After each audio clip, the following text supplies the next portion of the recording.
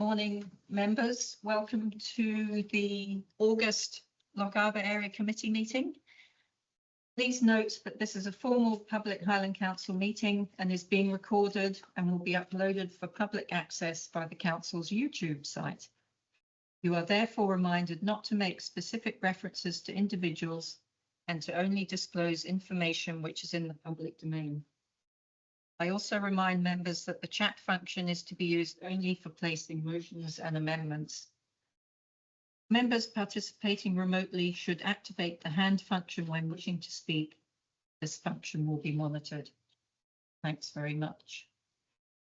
Just before we move on, item 7 on the agenda, the winter maintenance program is due to a clash. The officer attending, there's a clash with another meeting. So if members are happy, this is going to be moved to item 11 agenda. Thank you. And now hand over to Fiona. I don't think we have any apologies for absence. Chair, no, I don't have any apologies, and I'll just do a quick roll call. Councillor Baxter.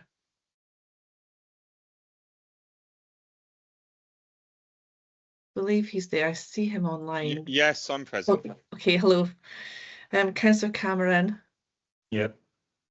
Councillor Grafton. Yep. Councillor McLennan. Here online. Thanks. Councillor Prosser. Here online. Thank you. Councillor Saggers. Yeah. Thank you. And Councillor Willis, Chair, you're here. Thank you. Thank you. And do we have any declarations of interest, transparency statements? I don't have any that were submitted in advance. Good. So I don't think we have any. Item 3, recess powers. The committee is asked to note that the recess powers granted by the council at its meeting on 25th of June 26 have not been exercised in relation to the business of the Lochaber committee. And then moving on to item 4, which is the Scottish Fire and Rescue Service Local Committee Performance Report. And I will hand over to Shay. Thanks very much for the report, Shay, and thanks for joining us this morning. Good morning, all. Okay, so this will be the Lochaber Committee Performance Report for Q3 and Q4. Okay, so obviously S4S continues to deliver a strong and effective service across Lochaber, with performance during the 6-month reporting period demonstrating positive outcomes across the majority of key risk indicators. The report highlights the impact of prevention, protection and partnership activity in reducing fire-related incidents, whilst also identifying a number of strategic challenges that require continued focus. Overall, members can take significant assurance that SRS remains committed to protecting communities, improving resilience and supporting some of Scotland's most remote and rural areas. A particular encouraging outcome for the continued reduction in fire-related incidents across the district. Lochaber recorded only 4 accidental dwelling fires during the reporting period, with no fatalities and only 1 non-fatal casualty. This reflects the positive impact of community safety activities, fire prevention education, targeted interventions, and the commitment of operational crews to identify and reducing risk within the home. The service's policy, once taking home fire safety visits following dwelling fires, ensures that lessons are learned, vulnerabilities are addressed, and opportunities for further prevention activity are maximised. The reduction in deliberate fire setting from previous reporting periods to just 3 incidents is another positive indicator. This demonstrates the value of effective partnership between ourselves, schools, youth groups, Police Scotland and local agencies in promoting responsible behaviour and reducing antisocial fire-related activity. Through early intervention and for all pathways, FRS continues to play an important role in supporting vulnerable individuals and preventing future incidents. Business and community safety activity also remains robust. Non-domestic building fires reduced to 2 incidents, indicating that fire safety standards across commercial premises remain generally effective. This is supported by the completion of 32 fire safety audits, ongoing consultation work and proactive engagement with local businesses. Such activity is particularly important within Lochaber's tourism and hospitality sectors, where seasonal population increases can elevate risk. Road safety performance has also improved, with FRS attending fewer road traffic collisions than during the previous reporting period, while the tragic loss of life associated with 2 fatal RTCs serves as a reminder of the challenges presented by rural roads, the continued involvement of SRS in partnership initiatives such as the Highland Road Safety Group, older driver virtual reality schemes, and the new driver programme demonstrates a proactive commitment to reducing risk and influencing safe behaviours across all age groups. One of the strongest themes emerging from the report is the quality of partnership working and community engagement across Lochaber. The successful delivery of the Stay On Side, a stroke fire skills programme at Fort William Fire Station brought together S4S, Police Scotland, the Scottish Ambulance Service and Highland Council to support young people who are facing challenges within education and the wider community. Feedback from participants and stakeholders has been highly positive, reinforcing the wider social value that we as a service can deliver beyond its emergency response function. The service also continues to demonstrate leadership in developing community resilience. Through the Lochaber Community Partnership, resilience planning has been identified as a strategic priority, with activity focused on wildfire preparedness, flooding, severe weather response, and strengthening local resilience groups. Furthermore, the proposed co-location project between ourselves and the Coast Guard at Strontian Fire Station represents an innovative opportunity to improve public service collaboration, operational effectiveness, and community resilience across a challenging rural geography.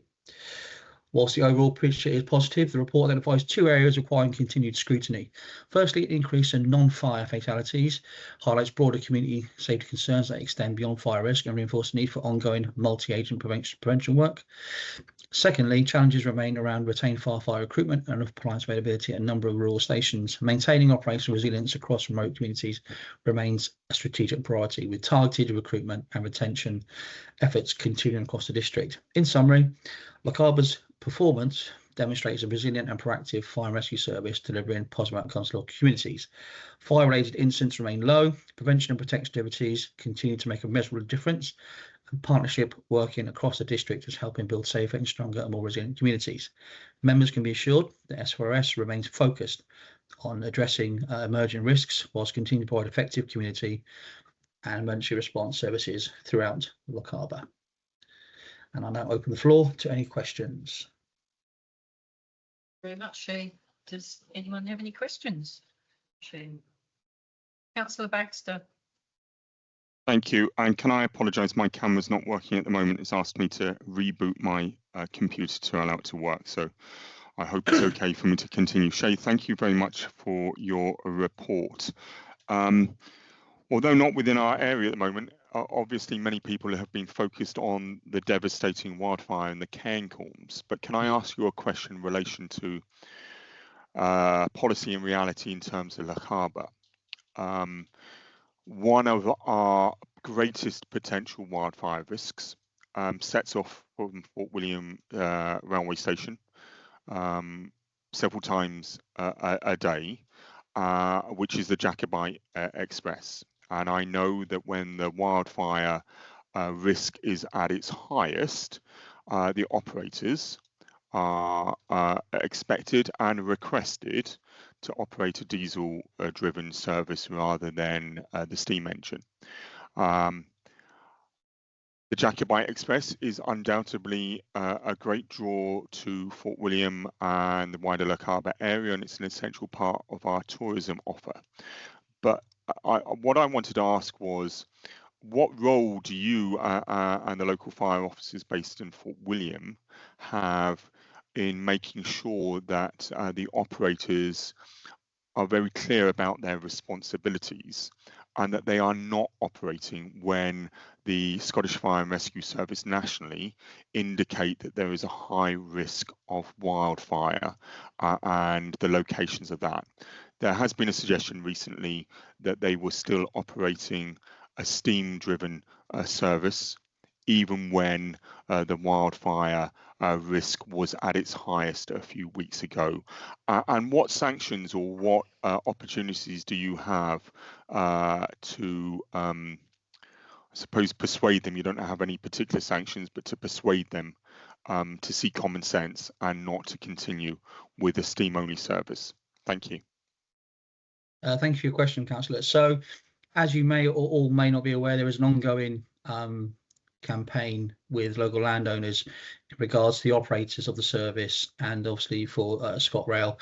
There have been many meetings held over the last year or two to try and come to an agreement of the best way forward of maintaining that service whilst trying to maintain safety for the landowners in regards to wildfire. We are not an enforcing agency as such, so we can only offer advice, and that would be something for the landowners, the operators of the service, and sort of local council and government officials to come to an arrangement or to a conclusion of how they can move forward with that. We offer advice through our wildfire tactical advisors and senior officers to speak at these events. I've attended these events and spoken on our behalf as to what we think are some of the causes of some wildfires. However, the difficulty comes in providing enough evidence to justify to categorically state that the steam trains have caused or have been the start of wildfires. That is the evidence that is missing from this, although we can say with some clarity that maybe sometimes it does, but unless we see it, unless it's caught, that is something that we have to keep monitoring and have to keep reacting to. And so for us as a service, we'll react to any incidents that come from that, but it is for the owners, the operators, and for the National Rail Service to discuss how they best move forward with that. And as far as I know, and I don't want to speak out of turn, is that work is ongoing, and so it would be, I think, inappropriate for me to sort of comment on what they're doing, because I'm not party to all of the meetings and agendas that is ongoing. I'll get regular updates for some landowners, and we're called in when we're needed to give some clarity on some specific points around wildfires and some fire science phenomena. But other than that, we can only advise, and we're not an enforcing authority. So we're there to support as best we can whenever we're needed for the local community, if that helps. Thank you. Thanks, Shay. Does Councillor Grafton? Thank you very much. Thank you, Shay, for the report. Thank it's you. not so much a question as a comment. I'd like to highlight the Stay On Side Fire Skills courses that you've run, Right. and just how beneficial they are, how amazing they are, and the idea that, yeah, we are looking at hopefully funding some more next year. And yeah, I think in terms of funding, the justification of this project and the amount of good it does, I think it's amazing. So I just wanted to highlight that. Thank you very much. No problem. Thank you, Councillor. And Councillor Cameron? Yep. Thanks, you. Just a quick question. Do we know if there have been any wildfires to the steam train this year?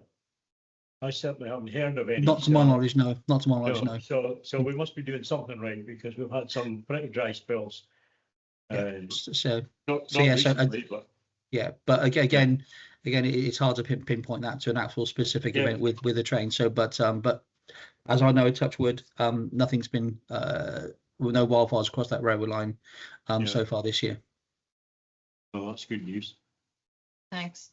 If no one has, I have a question sort of relating to already wildfires have been mentioned, and Cairngorms National Park. Yeah. Fire in the Cairngorms. So just a question with regards to wildfires in Lochaber. Do you feel that the Lochaber Fire Service has the capacity and to fight a big wildfire in Lochaber? I know, and I know you mentioned partnership working and you're building partnerships. So just, do we have the capacity to fight a big wildfire in this area? Wildfires by their nature are indiscriminate and are all unique. There's not a standard wildfire. So I think the crews and the personnel and the experience and exposure that crews have had over many years of fighting wildfires in Lochaber area, and obviously further afield. This morning I was at Cairngorm. I was in charge of the Cairngorm incident this morning, early hours this morning before I came here to do this report. So we are building a good resilience platform. So we've got good operational experience. We have great understanding, and with the Lochaber Community Partnership, we're working on building a resilience platform so that all the resilience groups in Lochaber can all come together and have a distinctive and effective and efficient working plan for any resilience requirements for any events, wildfire, flooding, or storms, whatever. Are we prepared and ready? I think as prepared as we can be. There is all the new wildfire support units and equipment and training and PPE that's been given to strategic stations throughout the Highlands to give us a better fighting chance of tackling wildfires in and around the Highlands and in Lochaber specifically. So yes, the answer is yes. I think we are there or thereabouts. There's always learning from all these incidents. Of course, there'll be great lot of learning coming out of Cairngorms, obviously, once we finish there. So yes, my answer is yes, we are getting there. We've got good operational crews, we've got good equipment, and we've got wildfire support units and tactical advisors who we can call upon to support any sort of firefighting operations within the Lochaber area. Thanks, Shay. Councillor McLennan. Thanks, Shay. A quick question following on from that. I'm old enough to remember looked at had a fire break in it, and at the entrance to every forest there was a selection of fire beaters there ready to be picked up and taken to put a fire out. Would you say we're safer now, or were we safer then? And if we're safer now, could you explain how we are? Well, there's a question. I believe that we have a lot more knowledge and understanding now of the science and the fire phenomenon behind wildfires. We have a greater number of wildfire tactical advisors across the service, which means we have which they go on specialist courses in England to learn all about the fundamental physics and chemistry around wildfires. So we have a lot more knowledge than we ever used to. Fire breaks is something that is obviously needed, and obviously we've used to very good effect in the Cairngorms incidents ongoing, and I think that's a land management issue is around fire breaks. Obviously we can't enforce landowners to put fire breaks on their land. That's for them to consider. However, I would say on the back of the Cairngorms incident, I think there'll be some significant learning coming on the back of this around possibly reintroduction of fire breaks. And the beaters you say that are strategically placed in certain areas. I think I've seen that before in some areas in Highlands, but I can't speak to whether that is a thing in Lochaber or not. I have never seen it, but I don't know. I've not been obviously around all the land management sites in Lochaber, but I think potentially that could be something we could look at. I think as a service is having that preparedness, and then that would tie in nicely to all the resilience work we're doing to make sure we include all the landowners, everybody in that, so everyone's aware of fire breaks, what they're for, how they work, and I think education is the biggest piece here. Once everyone knows how this all works, then everyone's more informed. Then it takes away sort of the fear factor, but also make everyone a lot more resilient and effective should a wildfire take place. Okay, thanks. Thanks, Shay. I don't see any other hands up. So yeah, thank you very much for the report and for the answers to the questions. And keep up the good work, and we'll see you in, I guess, what, 6 months or so. Okay, thanks so much for your time. Appreciate it. Thank you. Thank you very much, Shay. Take care. Moving on to item 5, which is Fort William Common Good Fund and a monitoring report for I'll just hand over to Lynn, who, thank you very much for joining us online, and thanks for the report, Lynn. Thank you, Chair. Good morning, members. Yes, this is the routine Q4 monitoring statement for Fort William Common Good Fund for 25-26.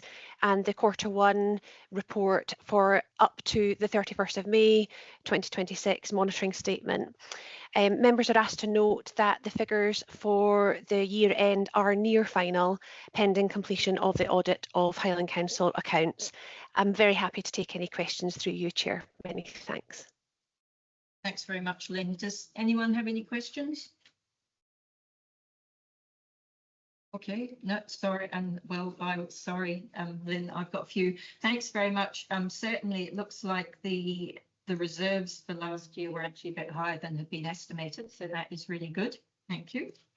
I have got a couple of questions with regards to the minutes from the last area committee meeting in, I think that was in May. I think we were possibly going to see the seawall survey for the West End car park, so just, which was, I think was planned to come to this meeting but hasn't, so just if we could have an update on what's happening with the seawall survey for the West End car park. And also, do we know if the 6-day trials did give a donation to the Common Good Fund for their use of the car park in May? I think that was probably the main things. And I think we had a paper at the last committee about the potting shed. So any updates on what's happening with the process for the potting shed on the parade? Thank you very much.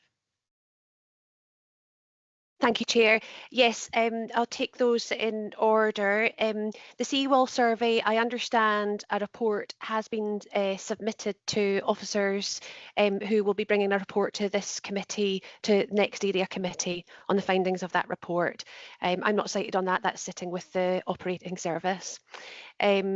With regards to the 6-day trial donations, yes, that has been requested of the organisers. I haven't had an update as to what the response is, but I believe that that is with them. So I will follow that up with the relevant colleagues who were liaising with the organisers. And with regards to the putting green shed on the parade, we're just about in a position to be advertising that. It will go out as advertised as agreed by members for community use. So I hope that answers all your questions, Councillor Willis. Thank you. Yes, thank you very much. That's yeah, great to hear. I know there's a lot of interest in you know what is going on with the the Fort William Common Good Fund. Just great to see. I think the predicted reserves for the end of this financial year about 176,000 or take. So when will the Common Good Fund? Is there a chance it would be opened up for community group applications, say in the next financial year, or are we looking further ahead than that? Thank you, Chair. I think I would need to take advice on the appropriate timescale for that. My understanding is that as the Common Good Fund is still relatively new, it's not quite ready at a position where community grants can be opened up, but I understand the aspiration would always be to do that where it is possible. But I think, as we've discussed previously, the Common Good Fund first of all has to fully understand its liabilities and ensure that it can cover them before opening up to any community grants. Thank you. Yeah. Thanks very much, Lynn, for that. Do we have any other questions? No. Excellent. Well, thanks very much for the report. It's good to see how it's all going, and we look forward to further reports and seeing the one day the community being able to access the funds in it. So thanks very much, Lynn. We've just asked to scrutinise and note the report, so I think everyone's happy with that. Thank you. Thank you, Chair. Thank you, members. Thanks a lot. Moving on to item 6, which is short-term let control area post-consultation update, and we have Maeve has joined us online. So thank you very much, Maeve, for the report, and thank you for joining us this morning. I will hand over to you. Thank you. Good morning, members. So yes, this report, as members will recall, follows the statutory consultation process that was undertaken between May and June of this year E&I committee in February agreed to undertake that statutory consultation. So Lochaber forming part of the Highland Rural Short-Term Let Control Area means that the responses from any Lochaber residents would have been assigned to that control area. So the report basically looks at the feedback that we received for the Highland Rural consultation, and it also then isolates the responses specific to Lochaber residents, to businesses in Lochaber, and also to short-term let operators in Lochaber, both resident and non-resident in the area. So it reviews the sort of process of how we've got to this and the background on what has been brought to members previously through evidence last November. It then overviews the consultation steps. So there are a number of prescribed steps that are taken as part of the process, the statutory process. The council followed those steps, but also took additional consultation activities to try and promote engagement with the consultation. So those are detailed in the report. It also mentions the consultation survey, which received a total of 608 responses, of which 407 were from individual respondents residing within this Highland Rural Short-Term Let Control Area, but of which 104 actually were Lochaber resident responses, and then an additional community council specific to Lochaber also submitted a response. The report then provides an overview of some of those key findings, so particularly looking at the profile of short-term lets that are operated by those respondents to the consultation, both in terms of resident and non-resident operators. It also provided a summary of the consultation responses in section 9. So the key sort of findings from this are that a slight majority, so 60% of the respondents who reside in Lochaber support the proposal to establish the Highland Rural Short-Term Let Control Area, while 36% oppose it. But this support is stronger among residents and businesses in contrast to operators and prospective operators. So these rates of support and opposition are very much an inverse pattern of one another, which is shown in the figures 2A, 2B and 2C. And this clear divergence of opinion between residents and businesses in contrast with short-term let operators and prospective operators extends well beyond a simple question of whether to support the proposal, but actually the category of respondent was a dominant predictor of responses to many other questions within the consultation, which signals that this is a controversial and divisive topic, and it signals that different groups and stakeholders perceive the prevalence and the impacts of short-term lets very differently. And that's something that has been observed in Lochaber responses, but across much of the wider Highland Rural responses as well. We also then undertook, and the details of this are fully within Appendix 2, a qualitative coding of all the open comment responses that were provided to the survey. So we identified some of those main themes given in open comments in support of the proposal, but also those in opposition to the proposal as well. Those are detailed in section 9 of the report. And officer comments and responses to those issues are also detailed within the appendix as well.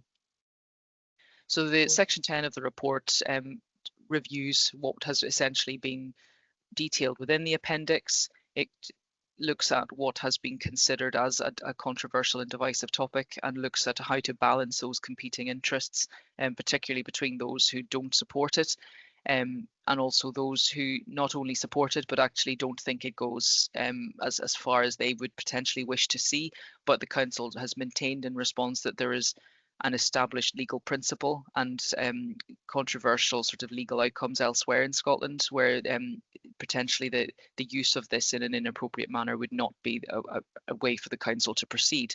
So the council maintains that this is a future-looking tool to manage future changes of use, and it is not to be used to retrospectively change the planning requirements of existing operators, nor does it change the planning requirements for short-term lets that would have required planning permission in any event.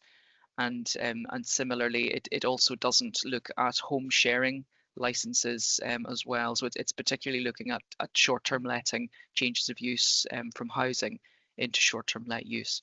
So we've provided responses to that within the report, and particularly looked at taking a balanced approach within this important Highland context. and particularly as we seek to improve upon our housing delivery, there needs to be not just an exclusive approach taken. So we do support the assertions that the council does need to be providing more housing, and many different teams do this and work together to try and achieve that. But this isn't an immediate solution in Highland, and it's not an exclusive approach to manage your housing supply in contrast with just providing the homes. So certainly the conclusions that we've reached are based on the evidence that have been provided within our statement of reasons that was subject to the consultation, and also based on the consultation feedback that we've received. The recommendations are drafted within the report, and members are invited to decide on whether they wish to continue with the consideration of Lochaber within the Highland Rural Short-Term Let Control Area if any decision to take the next statutory stages are taken by the Economy and Infrastructure Committee. Thanks, Maeve. Thanks very much for summarising what is a lot of information in that report. And yeah, thank you for all the consultation events online and in person that were held across Highland and in the area. Do we have any questions? Councillor Baxter, I see you've got your camera working now, and is that, and your hand is up? Is that? That is a new hand, yes. Okay. Councillor Thank Baxter. you. I have a series of questions that I think would be useful to be answered before I make a final decision today. But before I ask those questions, I'd like to preface it by saying that I support the principle of short-term letting zones. That's on the record from a previous area committee, but I do still have concerns about the retrospective nature of this, and I think we've had some inconsistent answers both at area committee and also at strategic committee as well. I'd quite like to bottom those out today, and I welcome that this has come back to the committee. It took a lot of effort and a vote at strategic committee to allow us to have or state a final opinion on this. Otherwise, the Economy and Infrastructure Committee would have made the decision on our behalf. And I have some questions about that as well. So I think it's a series of 5 questions, if you could bear with me as I go through those. So the paper says that the proposed designation is based on localized data rather than a blanket Highland-wide approach, but the proposed area that we are lumped into remains very large and geographically diverse, and Lochaber itself is a large area and geographically diverse. So what is the evidential basis for including communities in Lochaber where the short-term letting zone, short-term letting concentration and the housing pressure in those communities may be materially lower than in Fort William, Ardgour, Kinloch, even where the case is very clear what the pressure is? And what ability do we have as an area committee to express an opinion to Economy and Infrastructure Committee that we should consider excluding communities from this proposed zone that stretches from Doura to Skye all the way up the west coast, to excluding communities where the evidence in Lochaber does not demonstrate a particular STL-related housing problems? So that's about that's a couple of questions about the scope of the proposed area that relates specifically to Lochaber, and whether we have the ability and the time to further consider the data that's presented before us to remove areas, and whether it's appropriate to do so. I'm not saying that necessarily it is. And then I have 3 questions about the retrospective nature of this policy and taking up the officer's response. So can you confirm unequivocally that an short-term letting area, which a short-term let, which was lawfully operating without planning permission before the control area came into force, cannot subsequently be deemed to require that planning permission solely because the council area has been designated? I'm mindful that there will be many properties within Lochaber that have been maybe inherited decades ago before legislation changed, and they have been operating as a short-term let, mainly as a family business, maybe as a family investment, and they have been therefore operating lawfully for a substantial amount of time. So if the answer is yes to that, how does that reconcile with paragraph 11.5, which says existing operators will have to demonstrate their planning position when renewing their STL license, and exactly what evidence will those operators be required to provide? I'm mindful that planning permission, if planning permission was required at the time, particularly if it predated the creation of Highland Council, would have been granted by the former Lochaber District Council. And I know, having pursued planning applications that predate the creation of Highland Council in 1995, when the old District Council was the planning authority, that records are scant, and they should have been put into archive in Dingwall, and that planning officers have searched high and low and are unable to locate those planning papers. Best will in the world, there may be operators out there that have been operating perfectly lawfully, and then you're suddenly going to require them to produce paperwork that may have been produced 30, 40 years ago, which maybe they've mislaid, and there is no backup copy that the council can go to. And they could potentially fall foul of this new licensing regime. So if that's the case, how do they demonstrate that they're planning permission when renewing their an STL license, and exactly what evidence, or applying for an STL license in the first instance, and exactly what evidence will those operators be expected to provide or required to provide? And finally, if an operator previously received advice from the council that their STL did not constitute a material change of use. Now that's likely to be historic as well, and not under the current regime where pre-planning advice from officers, you now have to pay a fee and it's provided in writing. I know from personal experience, before that came in, 10 years ago, you could phone up the planning office and get planning advice. And often, unless you requested for it to be then put in writing, it was only provided verbally. So if an operator had previously received advice from the council that their property did not constitute a material change of use, will that advice be respected when their license is applied for after designation of this control zone? Or can the council reassess the planning status? And what protection exists for someone who relied upon the council's previous advice? So those are my quite convoluted questions, I'm afraid, to the officer, but I think they are important. And I would want, particularly on the retrospective nature, this very clear indication of what councillors have been told in the past is correct and hasn't been changed before I give final support to the paper in front of us today. Thank you, Chair. Thank you. Yeah, so in terms of taking these questions in order, so for your first question regarding the localized evidence base and a blanket approach. So the Highland Rural Control Area, if it were designated, would be a change in process. So what you're actually requiring is that any change of use within this proposed area would require the planning permission to go ahead.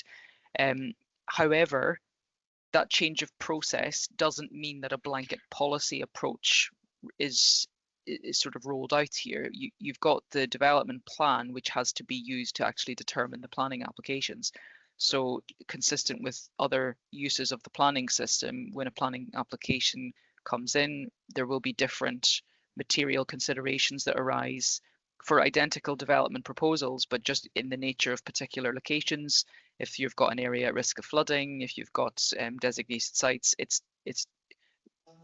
common to the planning system to engage different policies when they are relevant. So what this control area would do is not change the policy sort of application across the area, but it would require the planning permission to be required in the area.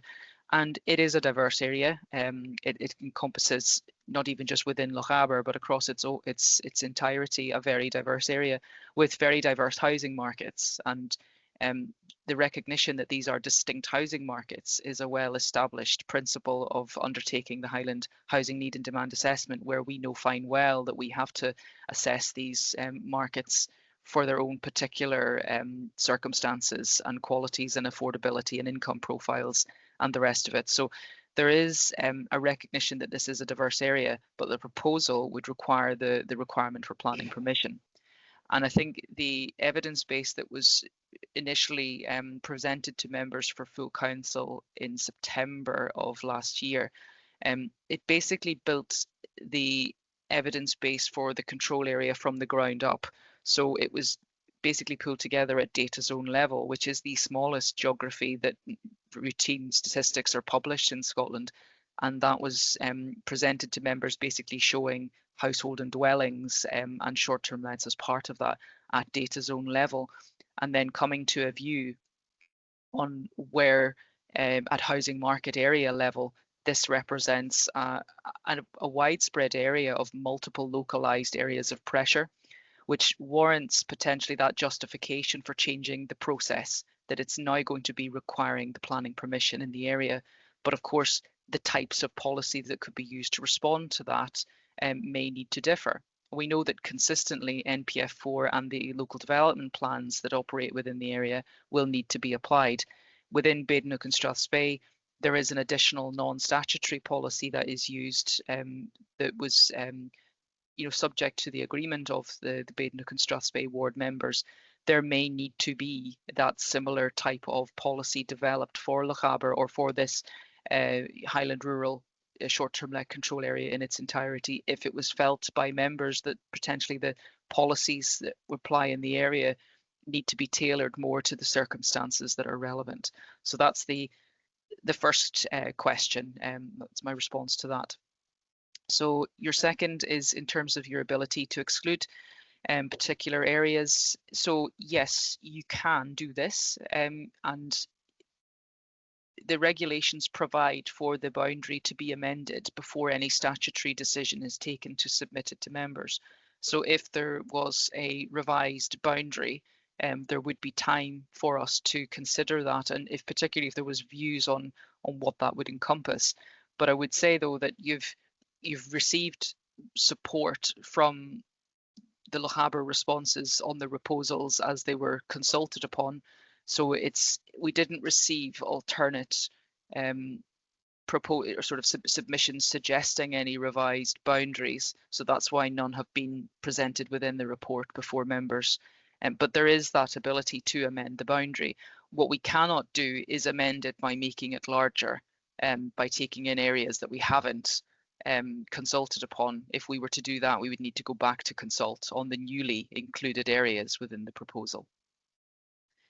The third question onwards, really dealing with the retrospective aspects. So yes, and you've rightly correct, sort of mentioned there that 11.4, 11.5 is the paragraph in the report that states that the designation does not alter your planning requirements retrospectively. If your short-term let needed planning permission anyway, here and now, it will continue to need planning permission in the proposed control area if it were designated, because it requires planning permission. And that covers a wide range of scenarios. It doesn't just deal with changes of use, it deals with short-term lets that require planning permission because they're operational development. It's where people have actually built structures or subdivided properties and created separate planning units. There really are a wide range of on-the-ground scenarios that short-term lets encompass.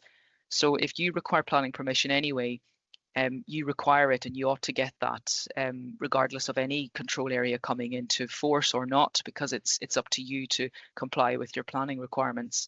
And when it comes to changes of use, if you are told that your potential use or your existing use of your property as a short-term let is not a material change of use and doesn't have any outstanding planning requirements, then the sort of creation of a control area doesn't change that.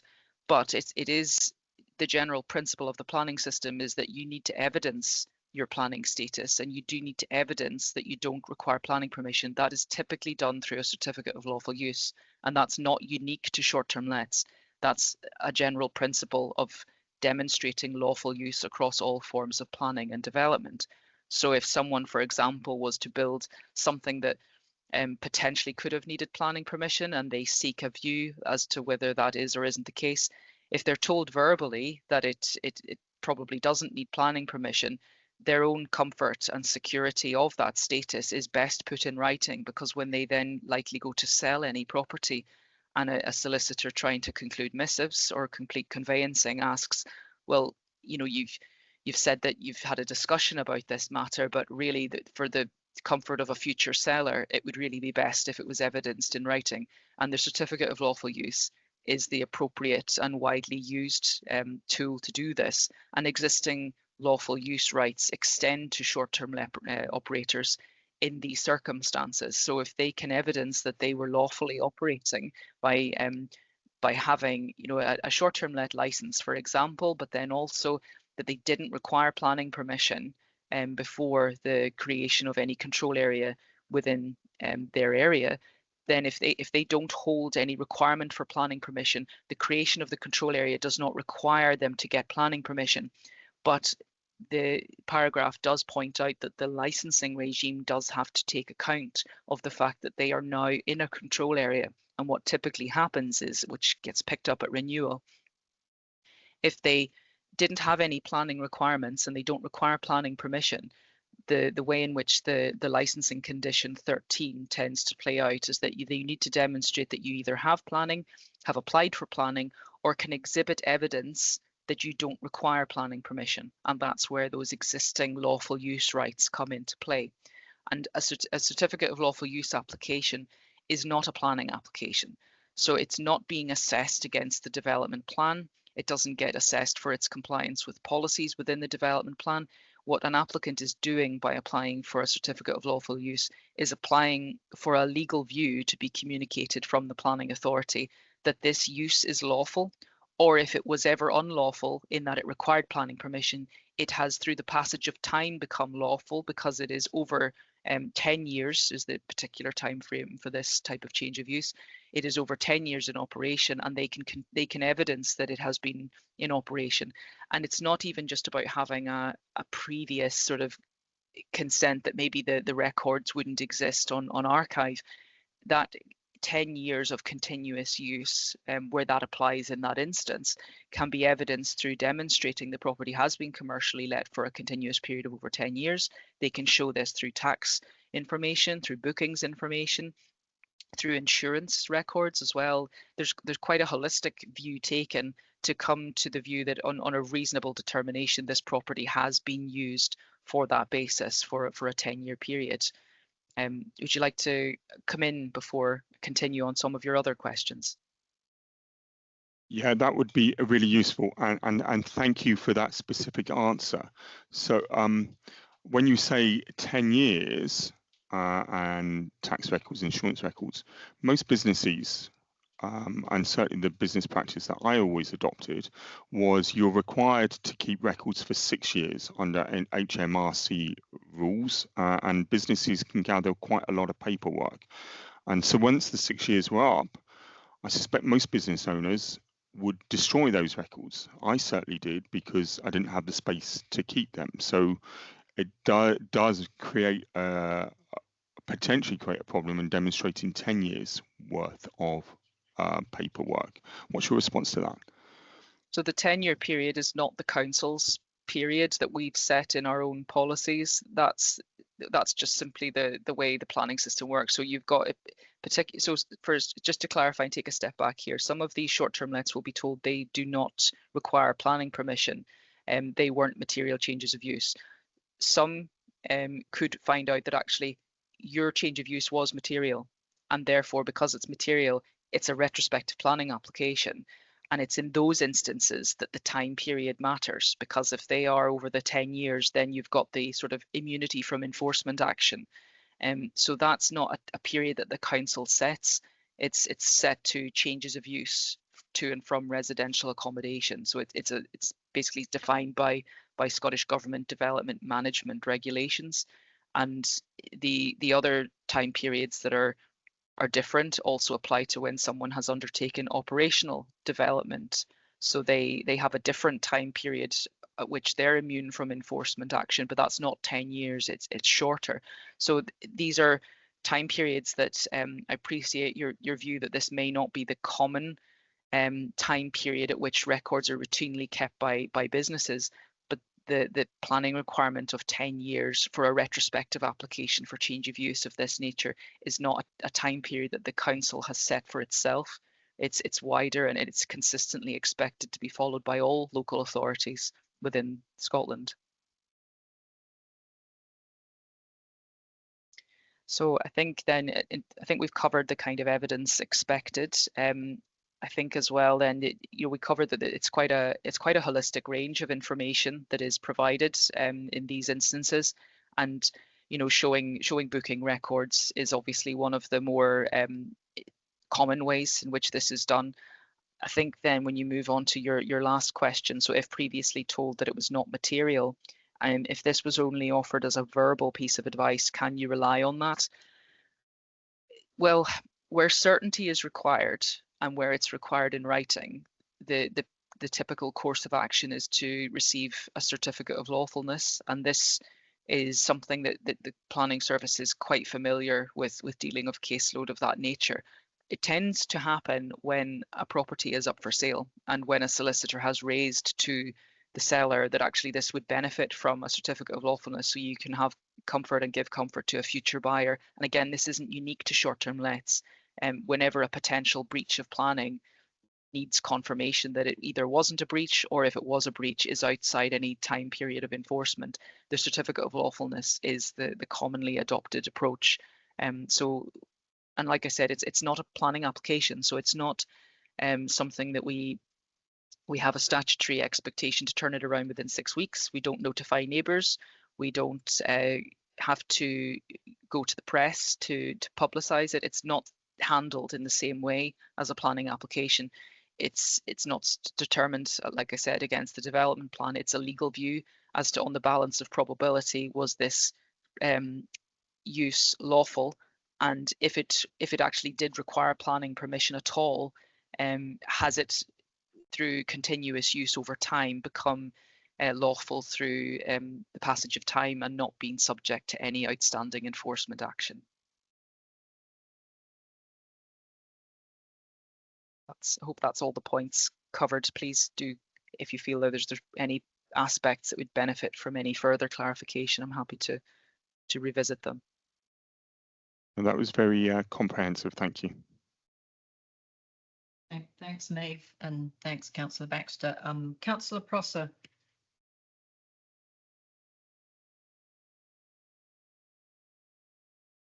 Aye, sorry about the delay. I was trying to get a bit of space to go and ask this question. I just have one quick question. What would you say in response to the members of the public who are saying that this wetting zone is only being introduced because of the Highland Council's lack of ability to build new homes? And whether they could have, if you could have introduced a policy applying to existing STLs that subsequently sold or newly built properties? So a short-term let control area is not a replacement for building homes, and it's not an exclusive approach to seek to manage your housing supply as well as build and sustain, your affordable housing supply as well. So many partners within the council and our RSLs and our housing associations work very well to try and deliver housing across quite challenging circumstances. And Highland is quite unique in the sense that we don't solely rely on the market sector to provide affordable housing provision. we have to be much more proactive in the Highlands at sort of delivering our own affordable housing. So it's challenging when you have areas with significant constraints and particularly marketability constraints as well. But the short-term let control area is not a replacement for that. It would be something that would seek to manage how that housing that is sort of within the area is actually managed. So to give you perhaps an example of this, we do know from looking at our past completions that even what we are actually delivering in Lochaber, we've seen consistent rates in both wards of Lochaber. 7% of those same completions have then subsequently been converted to short-term let licensed properties. And that's something that is happening with existing levels of delivery. And I suppose looking at future development and looking at where the local development plan, which the council is also progressing, may allocate lands, in Lochaber, may allocate new lands in Lochaber. We don't know yet until that starts to really materialise as a plan. But it does raise a question as to whether 7% of our completions continually being, changed to short-term lets is something we seek to replicate or have a control of, so that we know could it actually exceed that in future? Is this something we want to allow to continue without planning scrutiny at case-by-case basis through the development management process, or does there need to be that mechanism to assess this on an individual basis and say, actually, in particular circumstances, there may be appropriate uses of this residence as a short-term let, but there may be others where actually the retention of that home within the local housing supply may be the preferable option. And without the control area, you won't be consistently able to require planning permission for these changes of use. So it's something that is used instead. I think what you've potentially alluded to is alternate mechanisms, such as the use of conditions and planning conditions to prohibit the future use of a home as a short-term let. There are limitations and potentially conflicts in such an approach. The first is it would only deal with newly constructed homes, so your existing stock would not be subject to any planning scrutiny at all as to whether those changes would be acceptable. But even if it were just to focus on new built homes, you would be taking a blanket approach potentially to allocate to consent homes with a planning condition that not only assumes that their future change of use is material, which it may not be outside of control area, it's only made material by a control area, but also that it would not only be material, but that it would be unacceptable. It would in order to pass the necessary test of a planning condition, you would have to be demonstrating that its use as a short-term let is not only material, but unacceptable, and therefore contrary to the development plan. To take such a blanket approach would be likely challengeable because it would simply just wouldn't be seen as consistent. It would also be seen as likely trying to bypass the legal statutory framework that the council does have at its disposal to manage this type of development, which is a short-term let control area. The use of planning conditions to set up a sort of bilateral regime to bypass it would not be on a sound legal footing, and I think could open the council up to risk. So I don't think that there's a solid basis of looking at those potential alternatives as something to pursue instead of the established legal process, which is through a control area designation. Thank you very much for your answer. Sorry about that. It's quite hard to find a quiet space during the holidays to ask a question. Thanks, Maeve.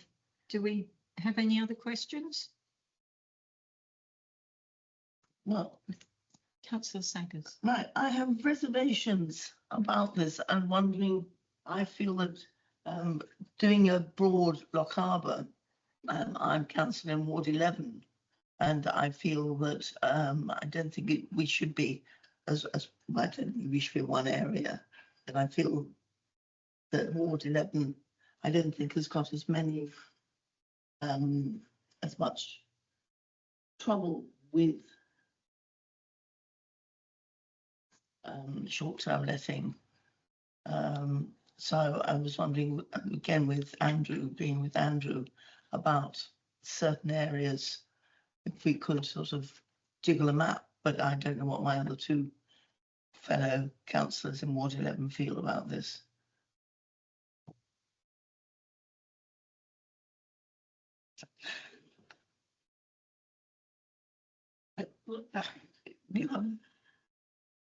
To either of you, I think Maeve did explain it quite well in response to Councillor Baxter's question, but if Samuel, if Councillor Cameron or Grafton want to say anything on that front, but I mean, as Maeve did say, there weren't any in the consultation. Yes, no one came forward with other us. proposals for changing the area that's currently being proposed. But did they know that this might be a possibility? Was this only fed in, you know, if one feels that this sort of area, because we have 2 wards with this one Lochaber?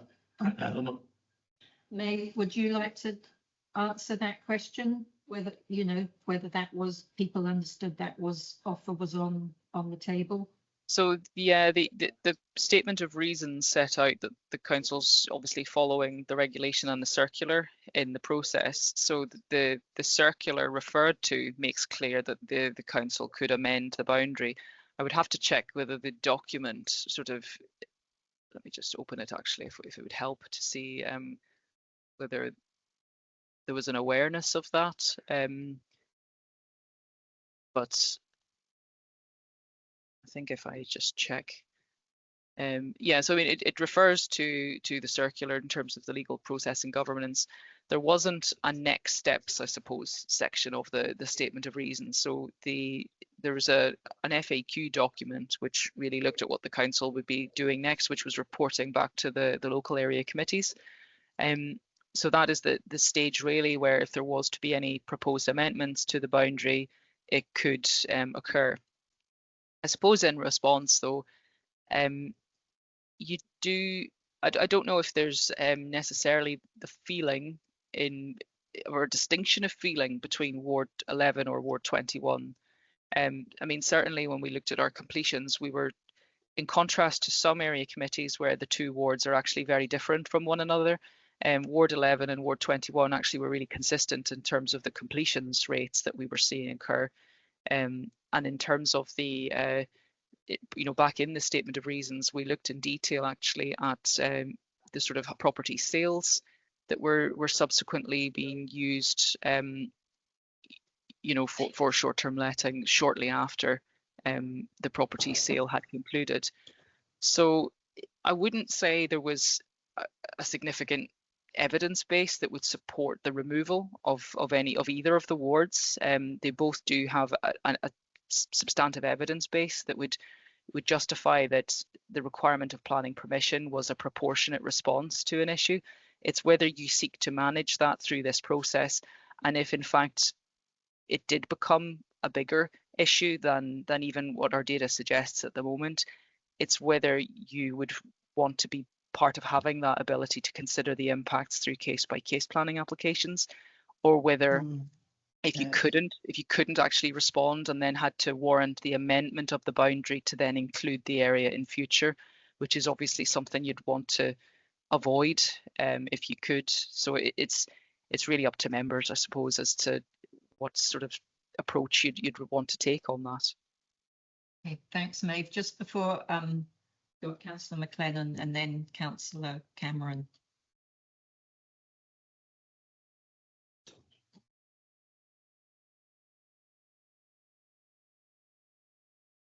So you want me to come in there? Yeah, sorry. Oh, sorry. Yeah, Councillor McLennan, sorry. It's a difficult subject. This,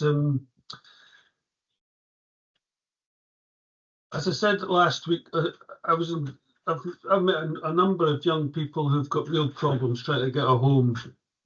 I know that it's a much more pressured situation in some parts of Lochaber than it is in other parts of Lochaber. And one particularly young couple stuck in my mind because it just happened a couple of weeks ago, where there was a very affordable house, but the person who had it run it as an Airbnb and said that lots of other Airbnb owners want to buy it off her because she's thinking about selling it. And when you see young people in this area try to compete with that, and who knows where these Airbnb providers are from? They could be from anywhere. And so I'm with the young people in this area to get a home today, tomorrow, next week, next year. That's going to be my first priority. This is a real live issue, has been played out in Badenoch and Strathspey, and I was content to sit back, let them be the pathfinders, and I think they've been able to categorically demonstrate that there has been benefits from it. So I hear proposals to cut up Lochaber into some parts around it, some part out of it. I genuinely think in a year or two's time, we'll have displaced the problem from this village to the next village. And I am content to support the recommendations as laid out in this report. And I'm content to even propose it if we're reading one. But if something needs to be done, and it seems to have worked in Badenoch and Strathspey, so I'm content to support the proposal. Thanks, Councillor McLennan. Councillor Cameron, I guess you want to come back to Liz's. Yeah, just a little bit.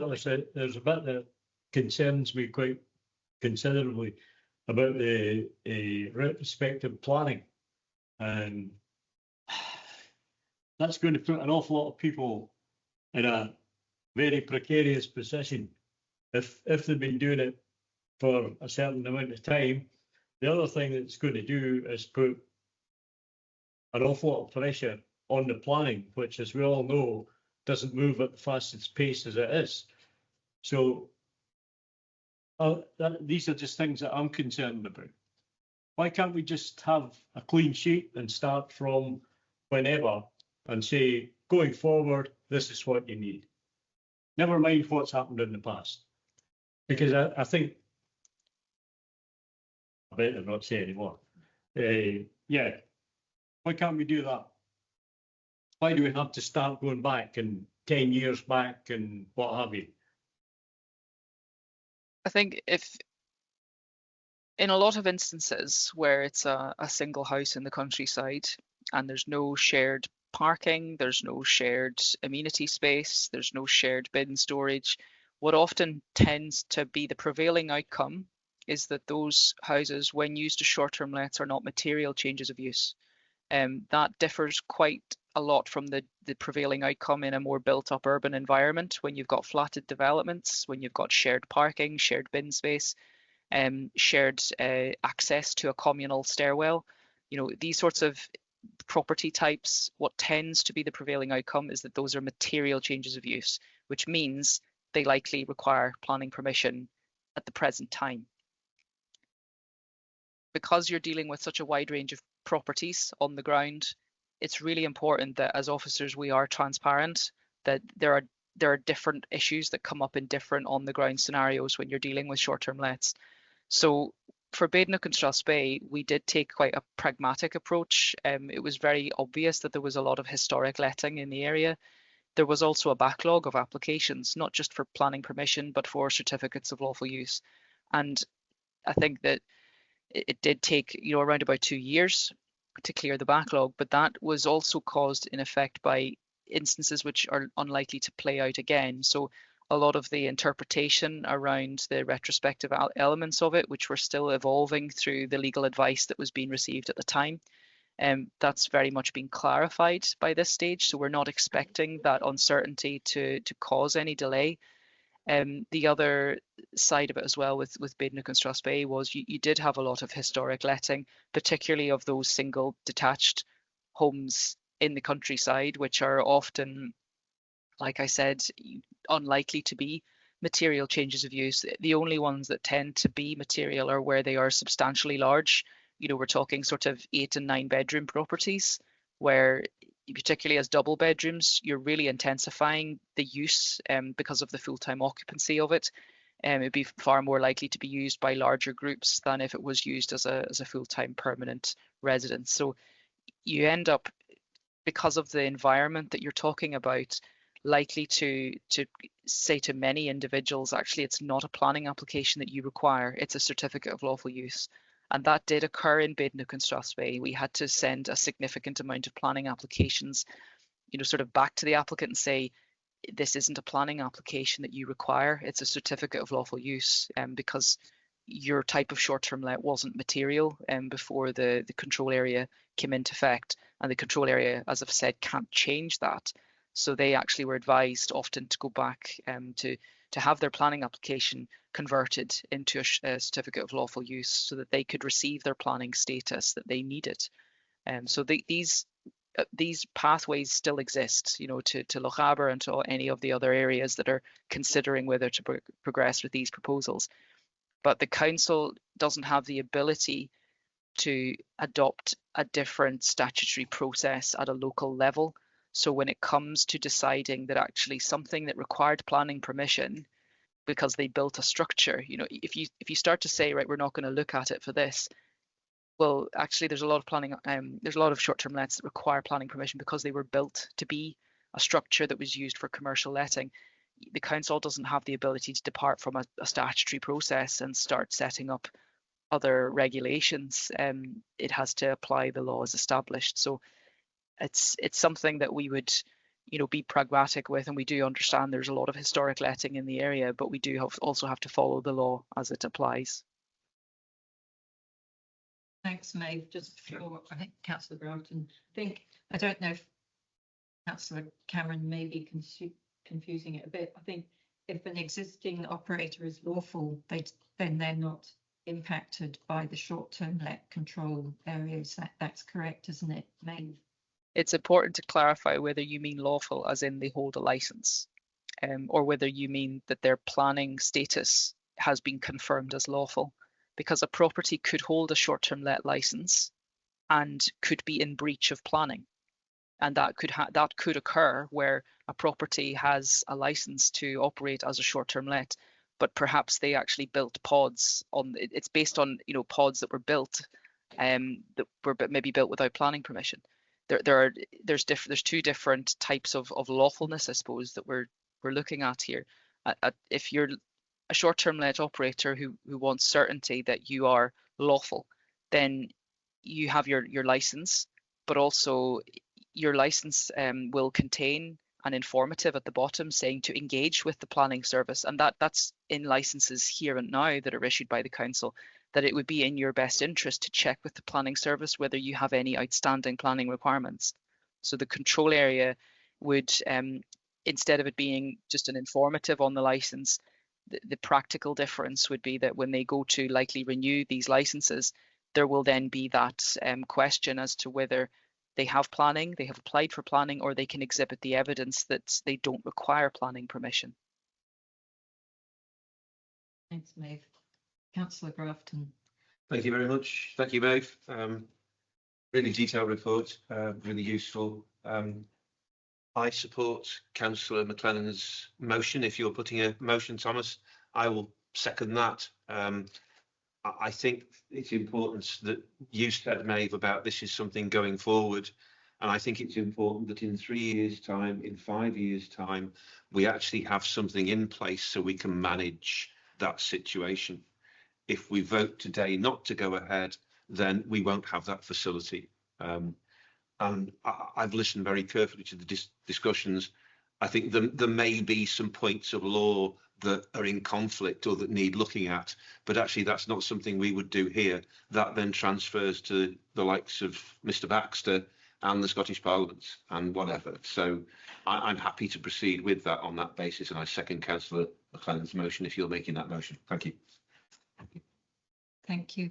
Thanks. I don't see any other hands up. So I guess I think it's in, you know, the report. Thank you for the report again, and all the previous reports. The amount of data and analysis and the summary of that has been fantastic, and, you know, providing the evidence. I think, you know, we know that Highland Council has a housing challenge, and there's no single solution to that, and that the potential introduction of a short-term let control area should be considered as one part of the wider Highland housing challenge. You know, we've seen in this report that there is strong support for a control area in Lochaber from residents and businesses. 77% of local residents and businesses are in support of the proposal. And, you know, if a control area goes ahead, along with a range of other measures, we can support the long-term sustainability of our communities, our workforce, and our economy. So I'm certainly in support of the report's recommendation. I don't, at the moment, no one has proposed an amendment to the report's recommendation. So unless, the members are being asked to agree to recommend to the Economy and Infrastructure Committee that Lochaber be included within the proposed Highland Rural Short-Term Let Control Area, should any decision be to submit a proposal for designation to Scottish ministers be needed. So are we members happy to agree that recommendation? Yes, I think we have unanimous agreement for that. So thank you very much. And thank you very much, Maeve, for joining us today and for the report. Thank you. Members. Thank you. Thanks. So we're now moving on to just the Chair, before you Yes. move on, can I just pick you up on a point there? You just said we have unanimous agreement. That's not technically right, because there was no other proposition, so there was no vote. So actually, there was no contradiction to it. So nemine contradicte, which is the Latin phrase. I would certainly not want it to be recorded that I gave my support wholeheartedly for this policy. It's just that I did not come up with an alternative amendment to it. So I do not actually support it is the policy in its entirety. I didn't come up with an amendment because I didn't think there was wider support for an amendment. So actually there was no vote and it was not unanimous.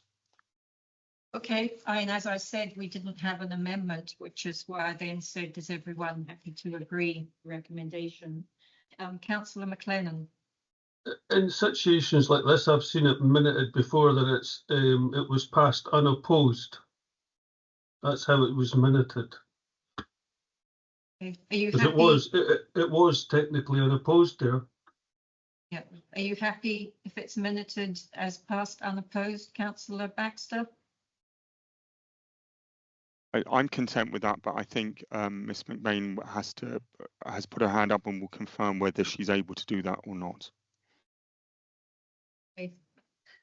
Chair, yes, I can minute that it was passed unopposed. If any member wants to have their dissent recorded to them in particular, they would need to move an amendment, even if that amendment doesn't have a seconder. Then we would record that the amendment fell and their dissent was noted. Okay, thank you. So do you want to propose an amendment, Councillor Baxter? I don't think standing orders allows you to do that now because you've actually moved on. So I'm content with where we are. Okay, thank you. Thanks. So it'll be recorded as passed unopposed, as agreed. Thank you.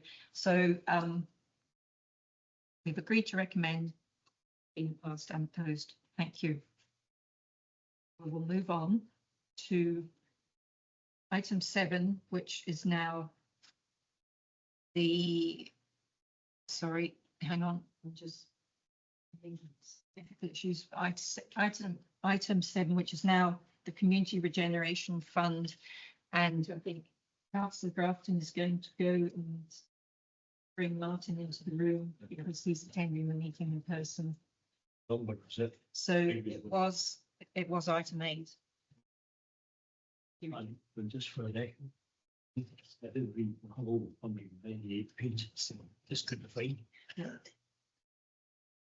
But Yes, no, I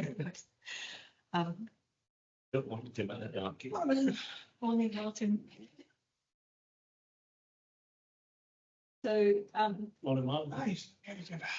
morning, Martin. Martin's joined us in the room. Thank you very much, and thank you for the reports. This is the Community Regeneration Fund's assessment of application, but I believe it's slightly changed. Slightly short agenda item, hopefully. Morning, members.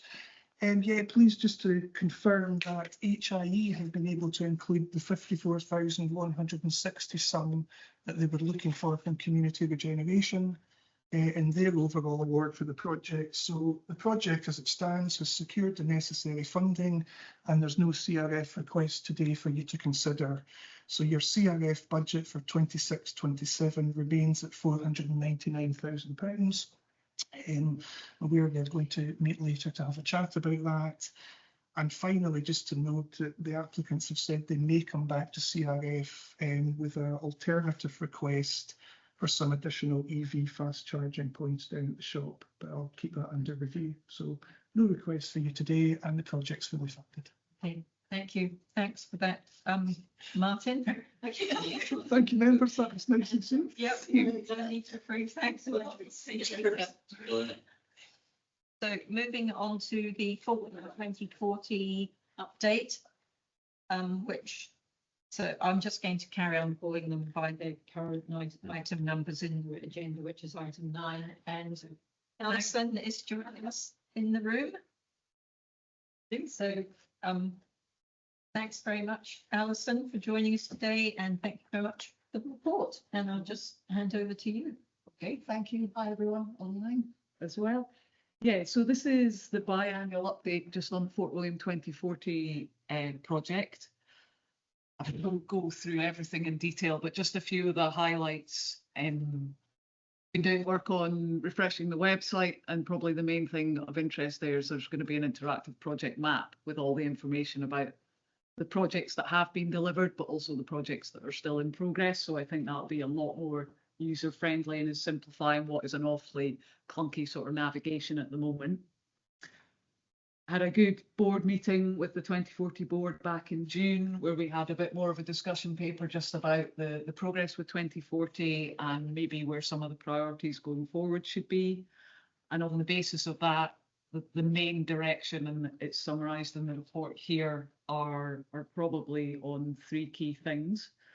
So we had the culture and leisure options appraisal, and that piece of work has just been completed.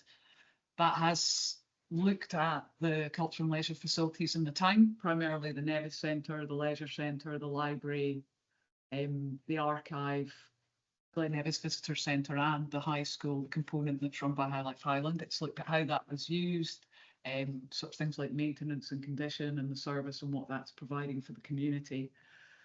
And the piece of work has suggested that going forward there needs to be more flexibility and multi-use, and also a consideration of the condition of the Nevis Centre and the Leisure Centre in terms of the cost of ongoing maintenance. And really the preferred way forward probably for those facilities at some point would be some kind of new build.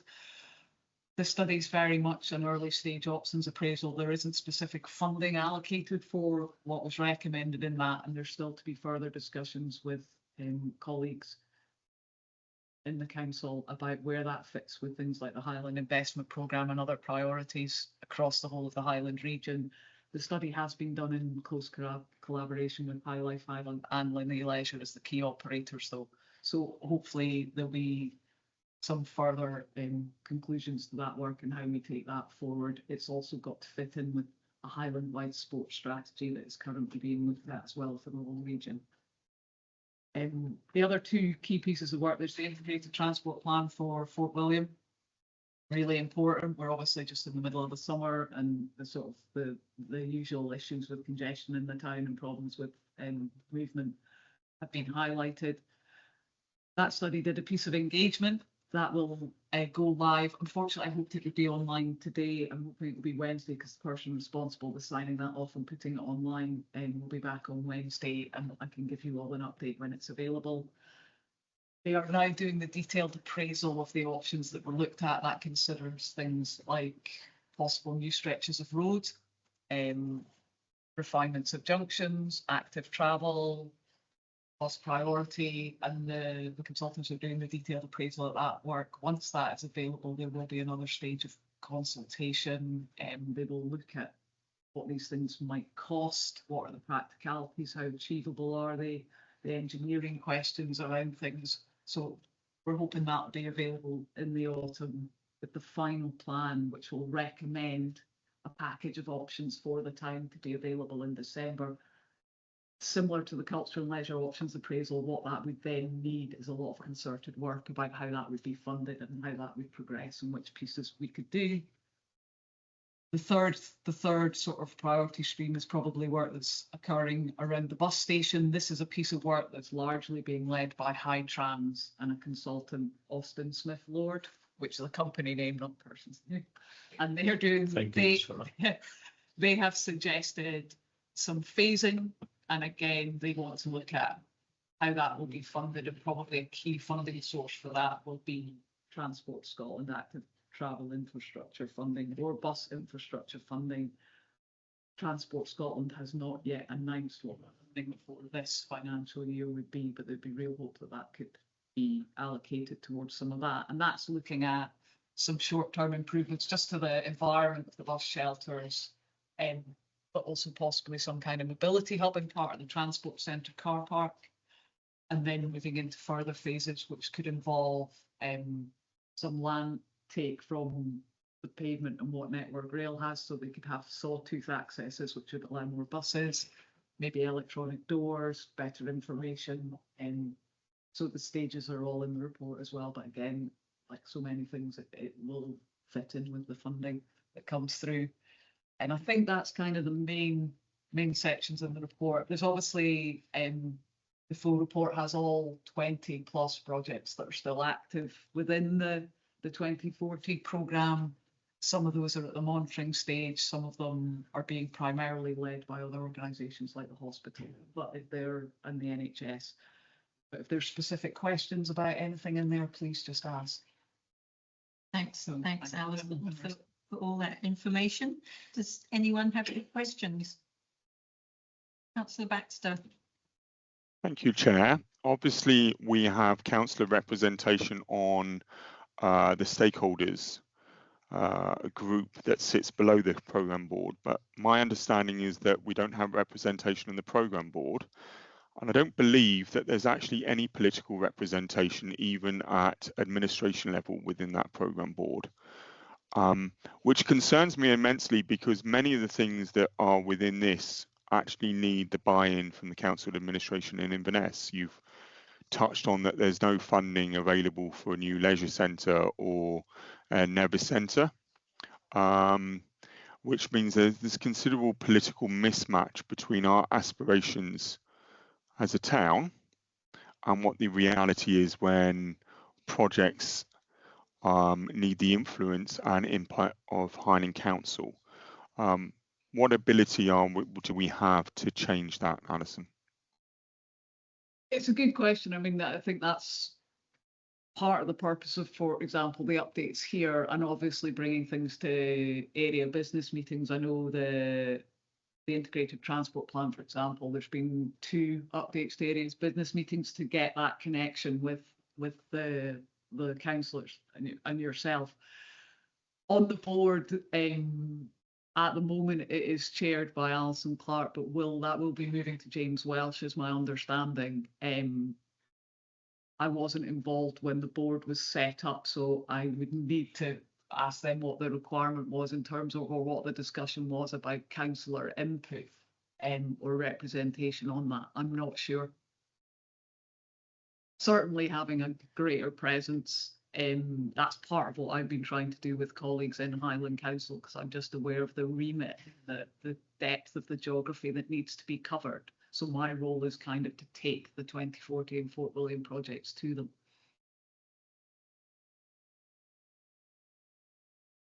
But yeah, I don't know if you would like me to ask colleagues a specific question about having some sort of councillor representation on the board.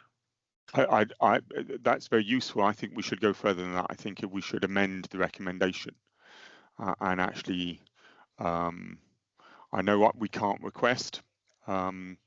Well, no, we can. We can request from the leader of the council and the chief executive consider how best to include political input within the programme board. That's a rather cack-handed way of phrasing it, but I think from experience, unfortunately, unless we actually put something within a a recommendation from this this committee. Anything that's requested behind the scenes tends to be forgotten, unfortunately, and that's not necessarily officers' faults. But I think we actually need a firm recommendation from this committee. It has always been my concern about the 2040 project that we had a programme board that had no political input, either from within Lochaber or more importantly, from my point of view, is at an administration level, and that potentially decisions affecting Lochaber are being made by a whole raft of organisations without any political input whatsoever. And I think it would be useful that the future governance of the 2040 project actually has that sort of input on a formal basis. Thanks, Councillor Baxter. I'd be happy to second that. Could you put some text for that recommendation in the Teams chat? I will do that. Thank you very much, Councillor Baxter. Councillor McLennan.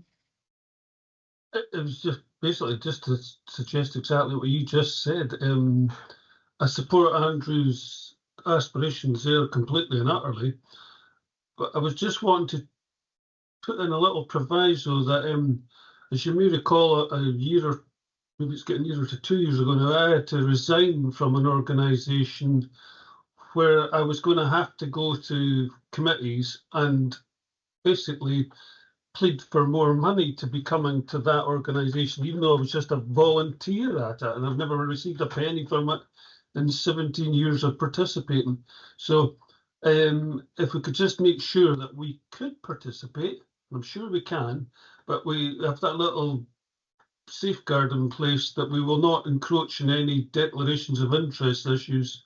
But I totally support what Andrew said about getting us more involved and helping shape and being able to go forward and articulate an argument on behalf of Fort William 2040, but with these sort of safeguards in place to protect us as councillors. Yeah, thanks. Thanks, Thomas. Does anyone else have any questions? Just one about the bus station. Okay. We were on about the bus station, which I think is a great idea. The thing that concerns me is what we're going to do about the parking that we're going to lose because the bus station goes in there. Have we got somewhere else lined up, or are we just going to have a bigger shambles than what we've got already? No, it's a good question, and the consultants are aware of the importance of the availability of the parking, particularly I think for ongoing for businesses, but not just that, visitors, residents. There is, I think this would be something that would be looked at once the hospital is also definitely moving, because there's a connection there. I know the car park's very important currently for accessing the hospital, but that should hopefully all be moving to the block. No, it needs to be considered in terms of, yeah, whether additional or suitable alternative can be available. There is some ongoing work as part of the integrated transport plan where they are looking back at the town master plan, which has suggested maybe some kind of multi-storey or additional parking at Anair. So yeah, part of my job is to make sure they all connect up, but they're also with the bus station work would need to be a proper stage of engagement. Yeah. Proposal to go ahead exactly to flush out that question about how much parking do we need if we're proposing to lose some. Yeah. Okay, thank you. Thanks. Just say Councillor Baxter has put the recommendation in the Teams chat, and I see Councillor Grafton has his hand up for a question. Thanks very much, Chair. Thank you. It's sort of not a question, but it is.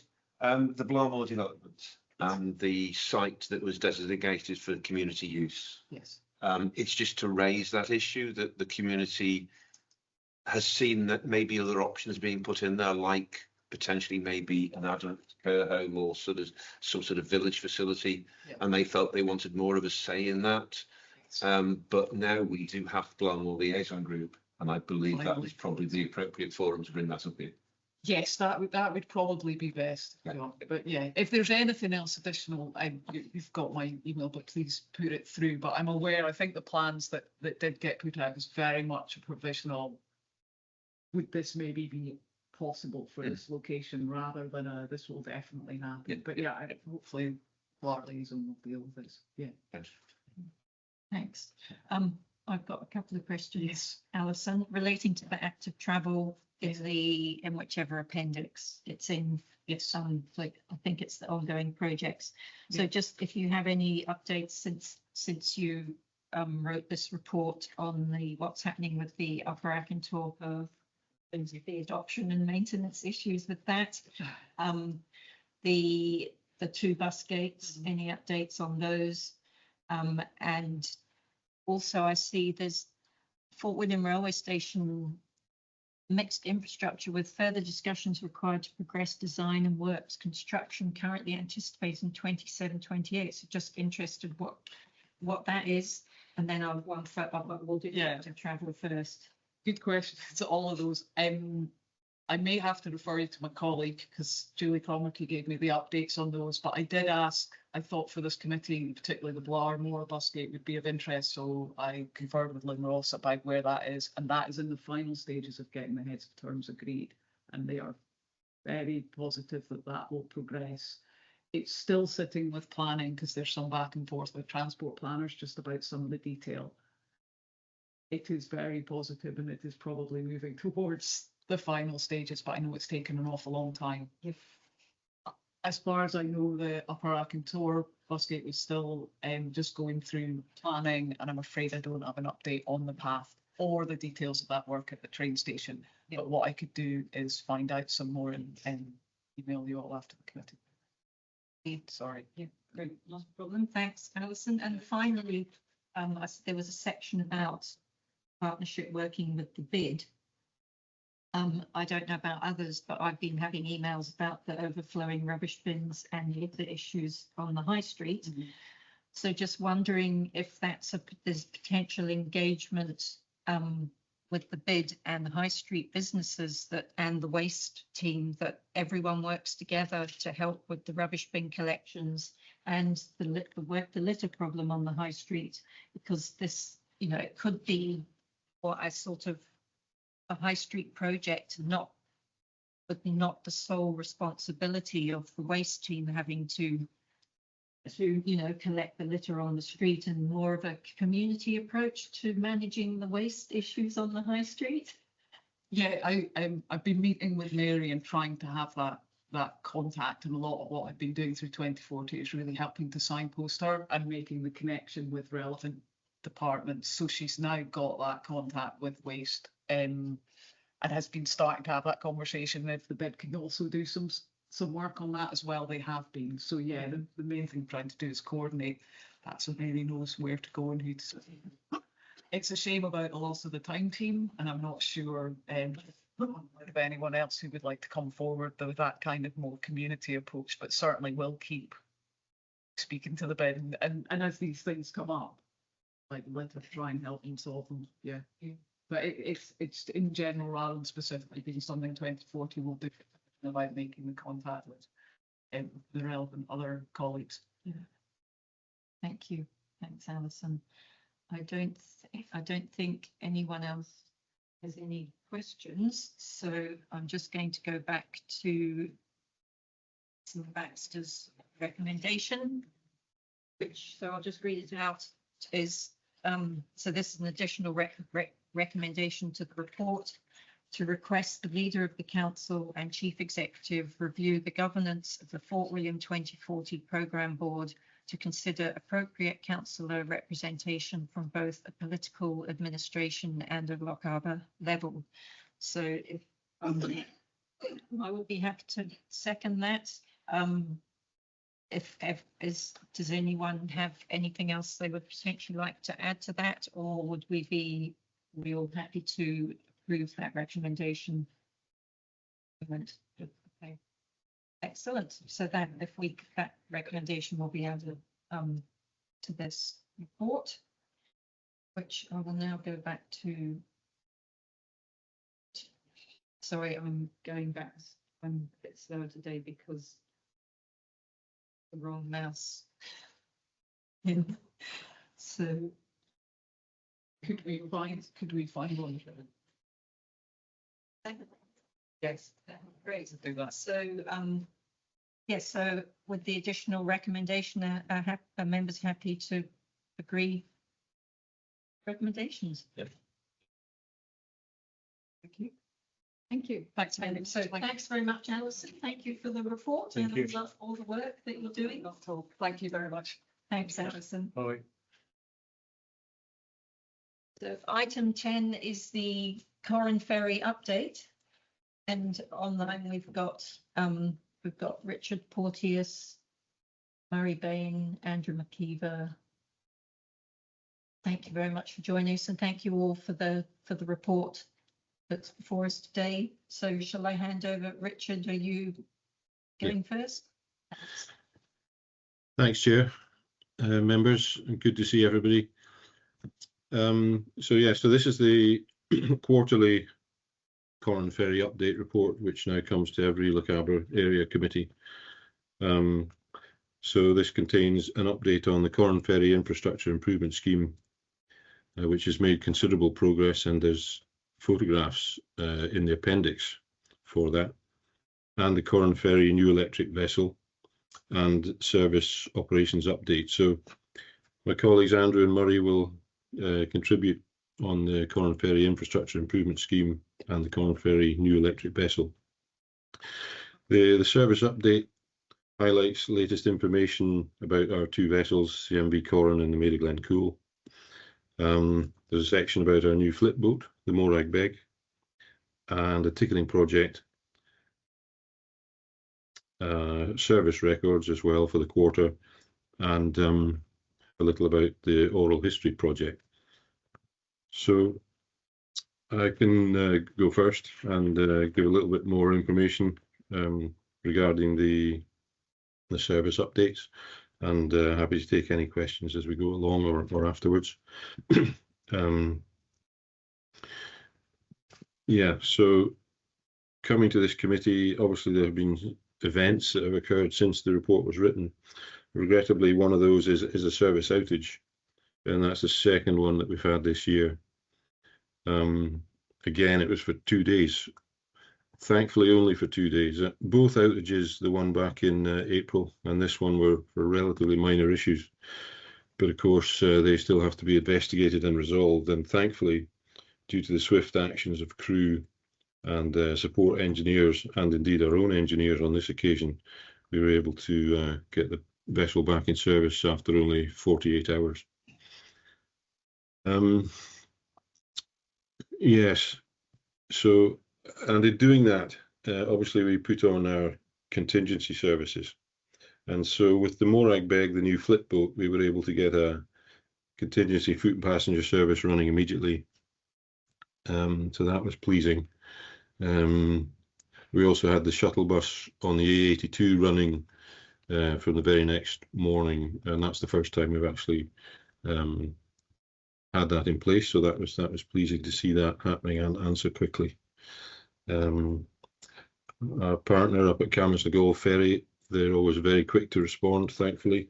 So they assisted as usual with additional sailings further up Loch Linney there.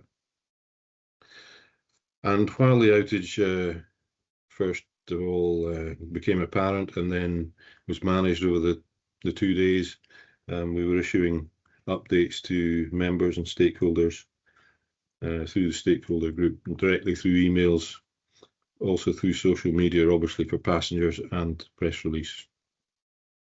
And of course we have variable message signage on the wider road network to give the travelling public as much notice as possible, so they can make alternative decisions about their journey, perhaps. So that is a little bit of information there about the most recent outage. The MV Corran herself, her refit is upcoming from the 1st of November. So obviously there's work in place already in the planning of that. The Mary Glen Cool who's at refit. If only she'd been back 2 weeks earlier, but the refit is now complete and the sea trials are taking place this Friday, and she should be home very quickly after that, journeying up over the weekend and into Monday is the plan at the moment. So that's gone relatively well, considering the amount of work that we were doing in the end. The emergent work associated with wheelhouse structural repairs, the significant one was rewiring. So that's the one that's caused a delay in getting her home. We've also done improvements to the ramp flaps, which was an active topic the last time she was in service. And so that should make the transition for vehicles better. So it's an improvement on the 50-year-old design of those flaps. And the last bit of good news for the Maiden Glen Cool is that we will have our dangerous goods licence back. Obviously, there's certain compliance issues with the International Maritime Dangerous Goods Code, such as distance required, separation, etc.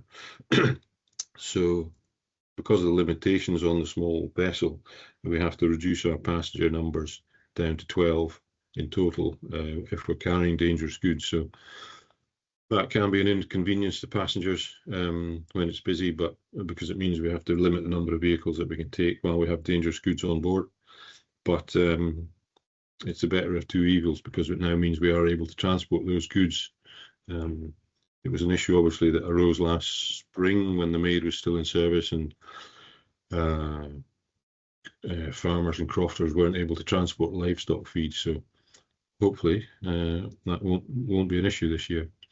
Equally, of course, we'll be trying to limit the length of the MB Corran's refit so it doesn't extend into that period anyway. But either way, we should be covered this year, thankfully. So that's a little bit about the Maiden Glen Pool there. I could also maybe touch on the ticketing project, which we're all quite excited about to finally deliver an online offering, which is to be expected in the modern era. We're all shopping for all sorts of things online, including our travel tickets, whatever mode of transport we're using these days. So that's progressing well. We've got various staff in the council supporting the ferry team as we engage with the supplier, taking that forward. We're currently focusing on the various customer groups. Of course, that's quite diverse with the ferry. The commercial customers is a key one, as well as internal council services as customers, for example.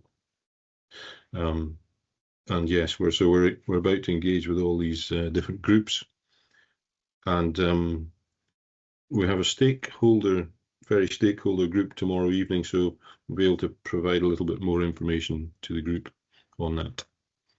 The only other thing I was going to highlight perhaps is the oral history project, which I'm pleased to say has now commenced with an interview that took place last month with Miss McIntosh, whose family used to run the Corran ferry back up into the late 70s, early 80s. So that went very well, and hopefully we'll get the project off to a good start as they plan to increase the number of oral recordings on the Ambala High Life Island website. So that's probably all I was going to highlight, Chair, myself. I don't know if you want to speak to Andrew and Murray just now, or if you would like me to answer any questions just now. Perhaps we'll go to thanks very much for that, Richard. And yeah, thanks. I think the latest outage was well communicated, well managed, and yeah, wasn't out for too long. So thank you very much to the team for all the work that went into resolving the problems with that outage. I think before we move on, any questions? Councillor Baxter. Thank you, Richard, for your report. I'm sure you speak for all of us with our excitement about the ticketing Smart ticketing, I'm almost unable to contain my excitement after 10 years. So it will be good to see that come to fruition. So whilst we're talking about ticketing, something that's not covered in your report, could you tell members what the total revenue was for pedestrian fares in the last financial year and so far this year? I don't have it to hand, but I could supply that information. Sorry, Okay, Chair. if you could Yeah. supply it and have it circulated to all members of the committee. But off the top of your head, has it reached the revenue level, or do you anticipate it will reach the revenue level in this financial year that was budgeted for in the 2025 administration budget when this policy was first introduced? Yes, I think we commenced in November last year, so we don't have. I'm not going to speculate. I will get the exact figures for you. That wasn't quite what I asked. I realised that it came in late during the last financial year, but do you anticipate it reaching the budget that was initially indicated for this financial year? Again, I'm reluctant to speculate. Sorry, Councillor Baxter. We are.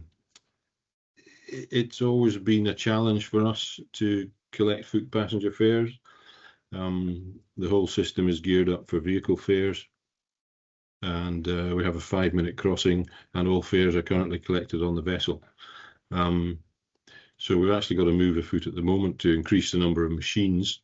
There is currently one machine on the boat, but we're looking to put a machine on each slipway to assist with fare collection. So yeah, so it is work in progress, and it has been a topic of discussion at the last stakeholder group in particular, highlighting the difficulties there. So yeah, it's a challenge, and we are all interested to see those figures. So yeah, I'll share them as soon as we have them. Thank you. Thanks, Richard. Any other questions? Councillor Grafton. Thank you very much. Thank you very much, Richard. I'd like to echo Councillor Baxter's thanks and Chair's thanks for the work you put in, and yeah, the team. I am an electrician in a past life, and I know what an electrical refit sort of involves. It's quite an astounding piece of work. So yeah, I think very well done. I have a question. It's more out of interest, but item 7.5 in the dangerous goods licensing item, what is booster? I'm sorry. Could you repeat that, please? USA. It's got hay, straw, and booster. Yeah. What is that? Sorry. It's an archaic term. I think it comes from a Middle Eastern language, but it refers to sort of loose fodder material, basically. But it sort of covers a range of. Obviously, hay and straw tends to be bound in bales, and it covers virtually everything else. Right. Okay. Thanks very much. Thanks. Councillor Prosser. Thanks, Chair, and thanks, Richard, for your report. Just wondering, as we're talking about ticketing, a few constituents have came up to me. So just to clarify, it's obviously on the Highland Council website, it's £2 for a pedestrian to cross the ferry. I'm not sure if you're aware of the prices and stuff off the top of your head. But further down, it says pedal cycle is free. Does that mean if I was to get onto the Corran ferry with my pedal bike, that I would get free travel from one end to the other? Chair, Councillor Prosser, it means that the bike itself is not charged for, but the person obviously is charged. Yeah, it is not maybe not clear enough. So thanks for highlighting that. That's perhaps something we can look at on the website.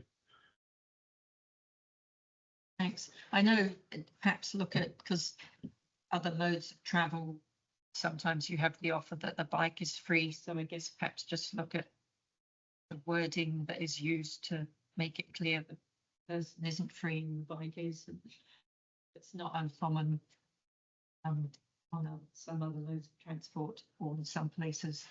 I think that's all the questions for you. So thanks, Richard. Shall we move? Murray, are you would you like to go next? Thank you. Yeah, thank you for that, Chair. Good afternoon, everyone. Yeah, I'm happy to take any questions. There's just a brief report there, but just to confirm that the procurement preparations are progressing jointly with working closely with our procurement team and CMAL in line with our procurement strategy. Tender documentation is well underway, working closely with CMAL, and the timeline, you know, we're mindful obviously that the construction is going really well for the new slipways and all the other infrastructure for May 2027. Our timeline remains for the shore power to be coming in September 2028 and vessel delivery early 2029. So that timeline remains. But happy to take any questions. Thanks, Murray. Good to hear it's all things still going smoothly. Thanks, Murray. Any questions? No? I think not. So thanks very much. Andrew, we need to hand over to you.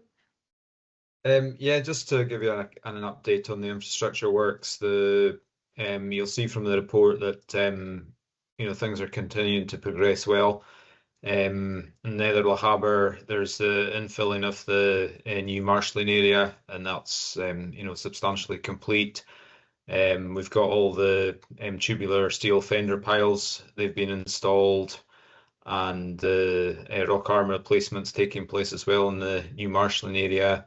We're starting to progress with the breakwater structure and the slipway at Nether Lochaber, and then on our Gower side, you'll see from the photographs that the slipway, all the piling is being completed and the infills substantially complete there. And now we're progressing with the overnight berthing structure, and there's also some dredging works taking place. So as Mary said, all going well, and still looking to for that to complete. It's still on programme to be completed next May 2027. So but happy to take some questions. Excellent, thanks. And thanks for the photos. Glad to see you managed to get some sun in some of them. It's been missing a bit over here. Any questions? Good. I don't think there are. Certainly driving past, when I drive past, it's always good to see how things are changing all the time. So yeah, thanks very much for the updates and for the report and for joining us today. Thank you. Have a good day. Thanks, members. Thank you, Thanks, members. Thanks, Scott. Moving on to the old item 11, which is housing repairs and capital report from April to June 26. And thank you, Lucky, for joining us today, and thank you for the report. I'll hand over to you. Okay, thank you, Chair. Good afternoon, members. This report summarises the service, how they performed in relation to the Scottish Social Housing Charter and their performance indicators up to the 30th of June. I'll summarise the key points. I would draw the members' attention to item 6.3, which is the average length of time taken to complete emergency repairs. The target is 12 hours. Board Coolin Malig, the performance report is 3.4 hours, and in for William and Ardmurchan, it's 3.8 hours. So both of them under the Highland average. Next, I'd like to point out 6.5, which is the average length of time to complete non-emergency repairs. The target is 8.9 days. The SHN benchmark is 8.6 days, and the performance report in Coolin Malig is 5.9 days. For William and Ardmurchan is 4.7 days, and which are both better than the Highland average of 6.6 days. Next, I'd like to point out the 7.2, which is the average relet time, so that's the time taken to relet voids. The performance report for Coolin Malig is 36.37 days. For William and Ardmurchan, 30.8 days, The Highland average is 33.87, so it's better than that, and better than the target of 55.6 days. And the benchmark is 51.9 days. Next, I'd like to draw your attention to 8.5, which is the capital environmental budget, which is member-led. And we have a number of projects, but the main two that are ongoing are in Cool and Mag. There's drainage works going on at the back of Malavig Road, and that's going to take up the best part of the budget, which is 24,643. And in Ward 21, the budget is 110,723. We have a project, and we're working with the CPAT to deliver sewage treatment plants down at Lochside Cottages in Ballachulish. We've been working with CPAT, and we've got a consultant involved to draw plans, and we're about to go to tender. Once we have the tender prices, we'll come back to Ward Business Meeting and we'll get approval from the members. And that completes the report.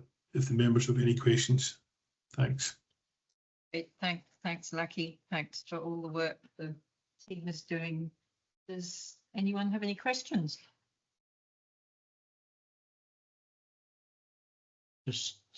Councillor Cameron. Yeah, just one quick question. Has the problem been solved at the back of Malavig with the water?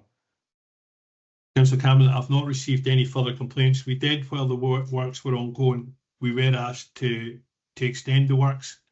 And as far as I'm aware, I've not received any further complaints from the residents in Mallaig. Okay, thanks. Councillor Grafton. Thank you very much, Lucky. Thank you for the report. It's more of an interest question. The figures that you presented seem very good, and we're certainly well in with any boundaries. Just an interest question in terms of Cool and Mallaig and the relet times. It's 36.37 days, which is slightly above Highland and Fort William. Is there a specific reason why it takes longer to relet properties in our ward, or I'm just wondering what the bit behind it is? Thank you. To be honest, Councillor Grafton, it depends on the condition we receive the voids back and the amount of works that are required in these voids. We have like 3 turnaround times, like we have a V5, a V10, and we have a V20, and we have minor works, and basically they reflect the amount of work. Some of the voids we get back are in really poor condition and they need a lot of work, whilst other ones just need a light touch. Mm-hmm. So it basically the amount of the volume of work reflects or that what makes the performance or determines the performance. Right, yeah, thank you. It is just following on from that, does that mean that people in Cool and Mallaig don't take as much care of the properties as other people? Or? To be honest, I'll decline to answer that. Go on, answer it. Yeah. Thanks very much. Thanks, Lucky. Councillor Prosser. Thanks, Chair, and thank you, Aki, for your report. It's always a pleasure to work with your department. Just a quick question. Are we currently on emergency repairs only? Not at the minute. What you call it, we are prioritising certain repairs, and that's down to the budget, but we aren't on emergency repairs only, no.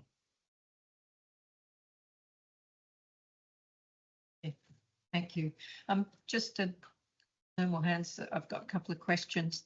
To 8.2, the current programme delivery, just seeing all these projects going on, what sort of, how many properties is that work covering?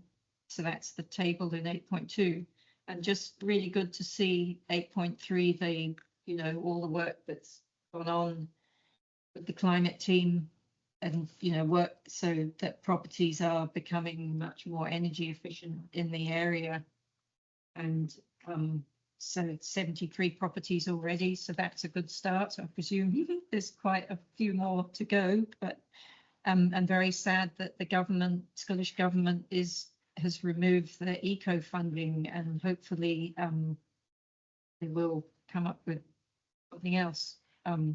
Is it looking positive in terms of other external funding streams to be able to continue this work? Thanks a lot. These programs are delivered by our climate and energy team and also our project management team. I don't have the full details of the scope of these contracts and how many properties involved, but I'm happy to get that information and circulate it to the teams, the members. Thank you very much. Thanks. So I think I don't see any other hands up. So yes, thank you very much for all your and the team's work. And yes, always, you know, certainly whenever I email, get very quick responses. So and follow up. So thank you very much for that. Thank you, Chair. Thank you. Have a good day. Thank you. Thank you. So now we are on to back to what was item 7, which is the winter service plan. And thank you, thanks Mackenzie for the report, and thanks for joining us this afternoon. I'll hand over to you. First of all, thanks for allowing me to present the report, and I apologise for my tardiness. I've just out of Blackhill and Easter Ross. It was Kristen that had compiled this report for us for me to present to you. I literally have just finished the one in Blackhill, and so I apologise if there's a bit of bleed over, but I will. I hope that you have had a chance to read the report. I'm just pulling it up just now.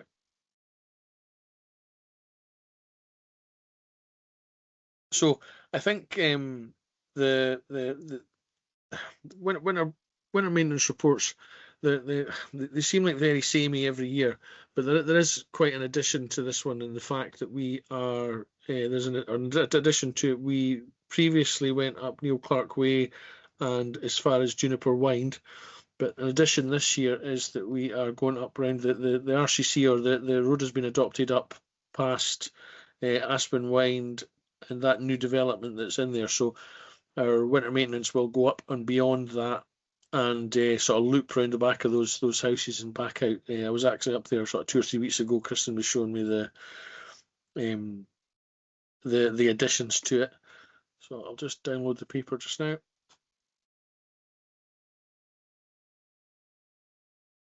Okay, so members, as I say, we would have had a chance to read this. I suppose the important things that I'll sort of highlight, I'll not read the whole report, but the report details the 26-27 winter maintenance plan for winter service plan for Lochaber. Members are asked to approve the winter service plan 26-27 and approve the additional routes in Appendix B. The winter maintenance policy, I think, was last updated in 2018, and we were talking about that in the last committee as well. The fact that I think we want to update that to understand and look at the more serious weather events that we're having. Over in 2018, when that last policy was produced, we did have sort of warmer, wetter winters. But we're now, what we talk about as serious or extreme winter weather events are happening more and more. So once things start happening more and more, it's not extreme or irregular anymore, is it? So we have to think about how we're going to look at that going forward. And we are in the early stages of roads and amenities redesign where we come together. Previously, in serious extreme weather events, we have been able to rely on our amenities colleagues and housing colleagues, and everyone sort of helps out. I think partially because they can't get their own work done because they can't get anywhere on the roads, but they come out and they help clearing footpaths and clearing other roads where we can sort of slot them into our operation. We are looking at previously, and I don't mean to sort of pre-answer questions, but we have an aging fleet, which the fleet and maintenance side of the business is looking at a change in operating model, and the fact that they hire in winter maintenance vehicles in the during the winter period, so that we have more up to date, better vehicles, better. Instead of it being like we sometimes use all-purpose vehicles, which are just normal lorries with gritters on the back, whereas these are dedicated gritters for that purpose. And I think we're going to be using that model going forward. So hopefully we should see an improvement with that, where sort of less breakdowns, more capability, and less chance of things breaking down, basically, because a better service and maintenance contract on it and newer fleet.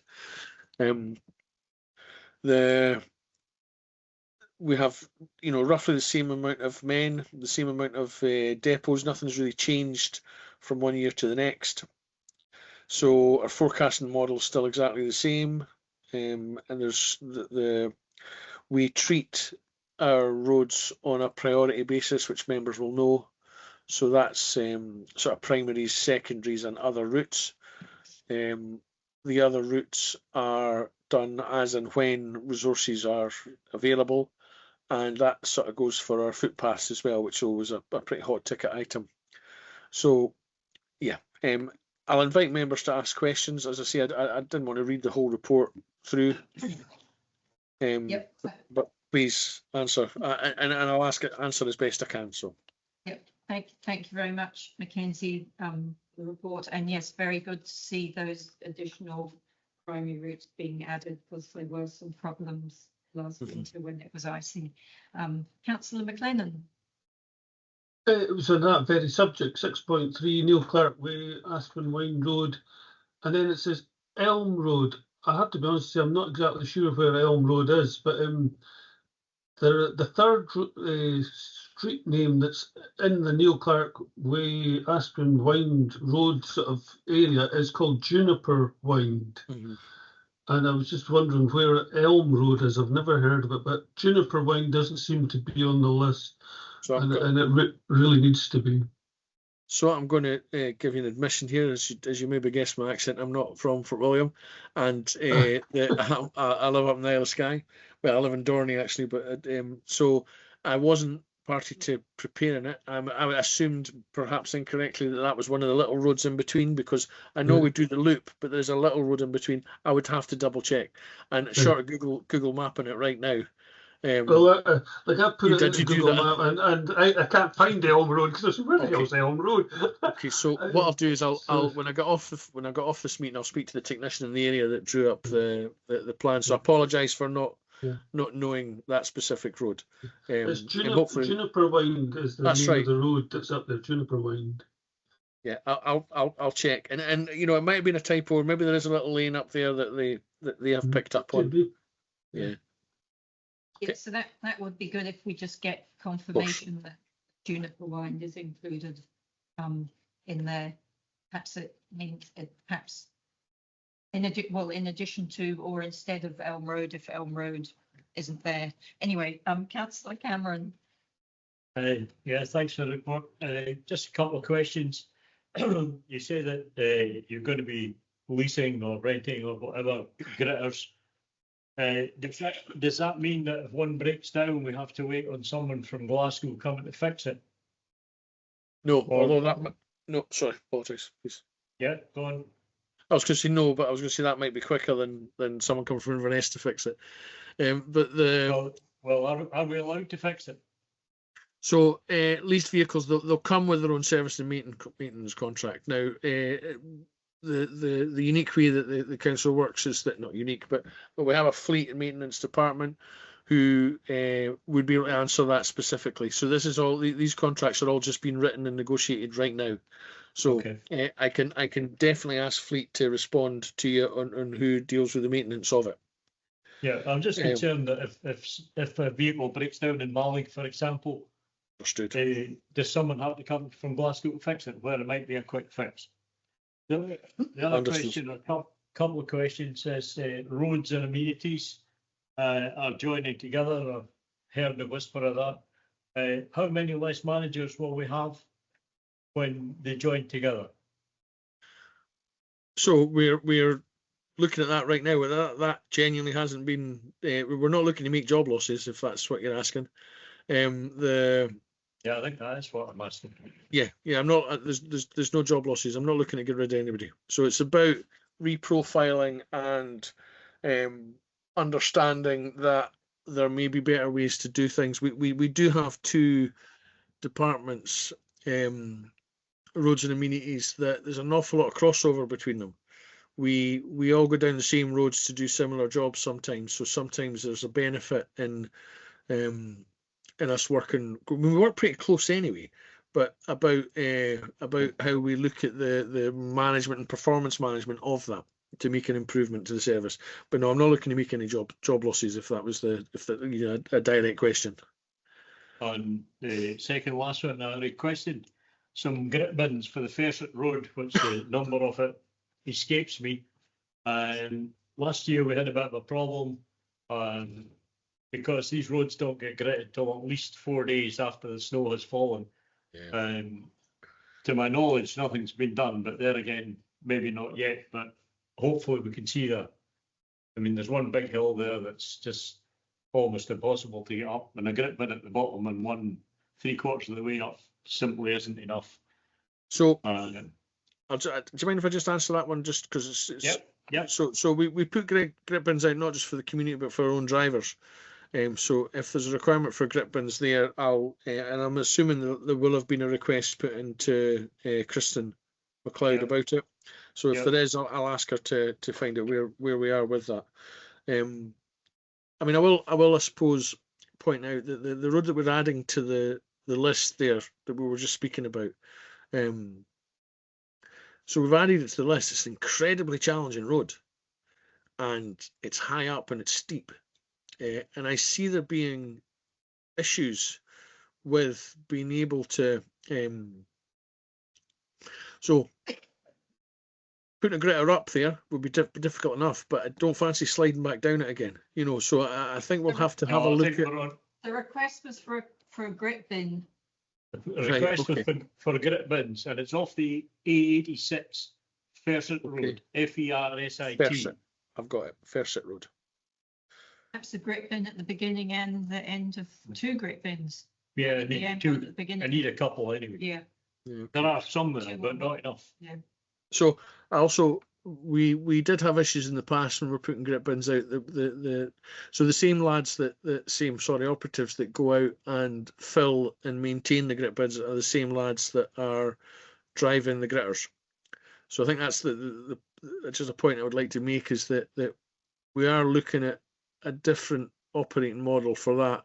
If it's a community run scheme, I might end up putting like a ton bag of salt somewhere that the community can top them up as well, because that's always a case. We're asked for grit bins, we put them out, and then we never get round to filling them. So that can be an issue as well. So we're trying to. I'm glad I'm raising a smile. I'm not trying to raise a smile. Yeah, you got to. And lastly, have the roads at the grazings and Shell of the Bina been adopted? That's the new scheme at the high or close to the high school. The grazings and Shell of the Bina. Spell that for me. Keol. No chance. SEALLIBH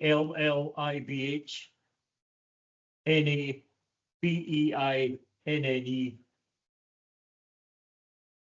Roughly translated, Benview. Right, got you. I can ask. Because we had endless amounts of problems there last year. Okay, so you'll be able to tell me have you asked that before, and why were they not adopted? Was there a reason for it? No, I'll go find it. Sorry, it's not been adopted yet. Yeah, okay. And I asked the question, why does the bin lorry go in on a non-adopted road? Nobody can give me an answer to that either. So just because it's not a council doesn't mean it's not a public road. So a bin lorry, any vehicle could still go up it to do it, but in relation to maintenance, normally we're waiting for the builders, contractors, whoever the company that developed it, to finish some stuff. Be that No, they're replacement. finished. It's gone. This Yeah, is yeah. from 4 years ago. Okay, so that sounds just like a case that hasn't been signed off yet, and that just might be a lack of technical stuff. But I'll find out. I don't want to prejudge the answer, you know. I'll shut up now. Don't. See any other hands up? So with regards to this, members are being asked to approve the winter service plan for 26-27 and approve the additional roads on route maps appendix B. So members happy to approve this? Excellent. And with just the proviso, maybe add Juniper Wines, check the road names for the new adopted for the new roads. Thank you very much. Thank you. So there's my questions. I've got Juniper Wind, the fleet maintenance side, the Ferset Road grip bin requests, and the grazings and the unpronounceable road for that's for adoption. Thank you very much, members. Thank you very much indeed. Thanks, Mackenzie. And I guess we just Willie will forward on your answers, responses for those. Thank you. Thank you. Take care. Thanks Bye-bye. a lot. Have a good day. Bye-bye. Just going back to the agenda. So item 12 is the Lochaber Local Access Forum, and where there's currently a vacancy for Ward 11's committees on the Access Forum. So committee's just been asked to agree that Councillor Sammy Cameron is appointed to the forum. Is everyone happy to agree that? Yep. Excellent. Item 13 is the Ward Discretionary Fund. Just committee's being asked to note the following funds, grant fund awards since the last committee meeting that are in the report. And then the minutes for item 14, the minutes of the 11th of May meeting, which were approved by the council on the 25th of June, are circulated for information. Thank you very much. And that is the end of the August meeting. Thank you very much for members and officers for joining us today.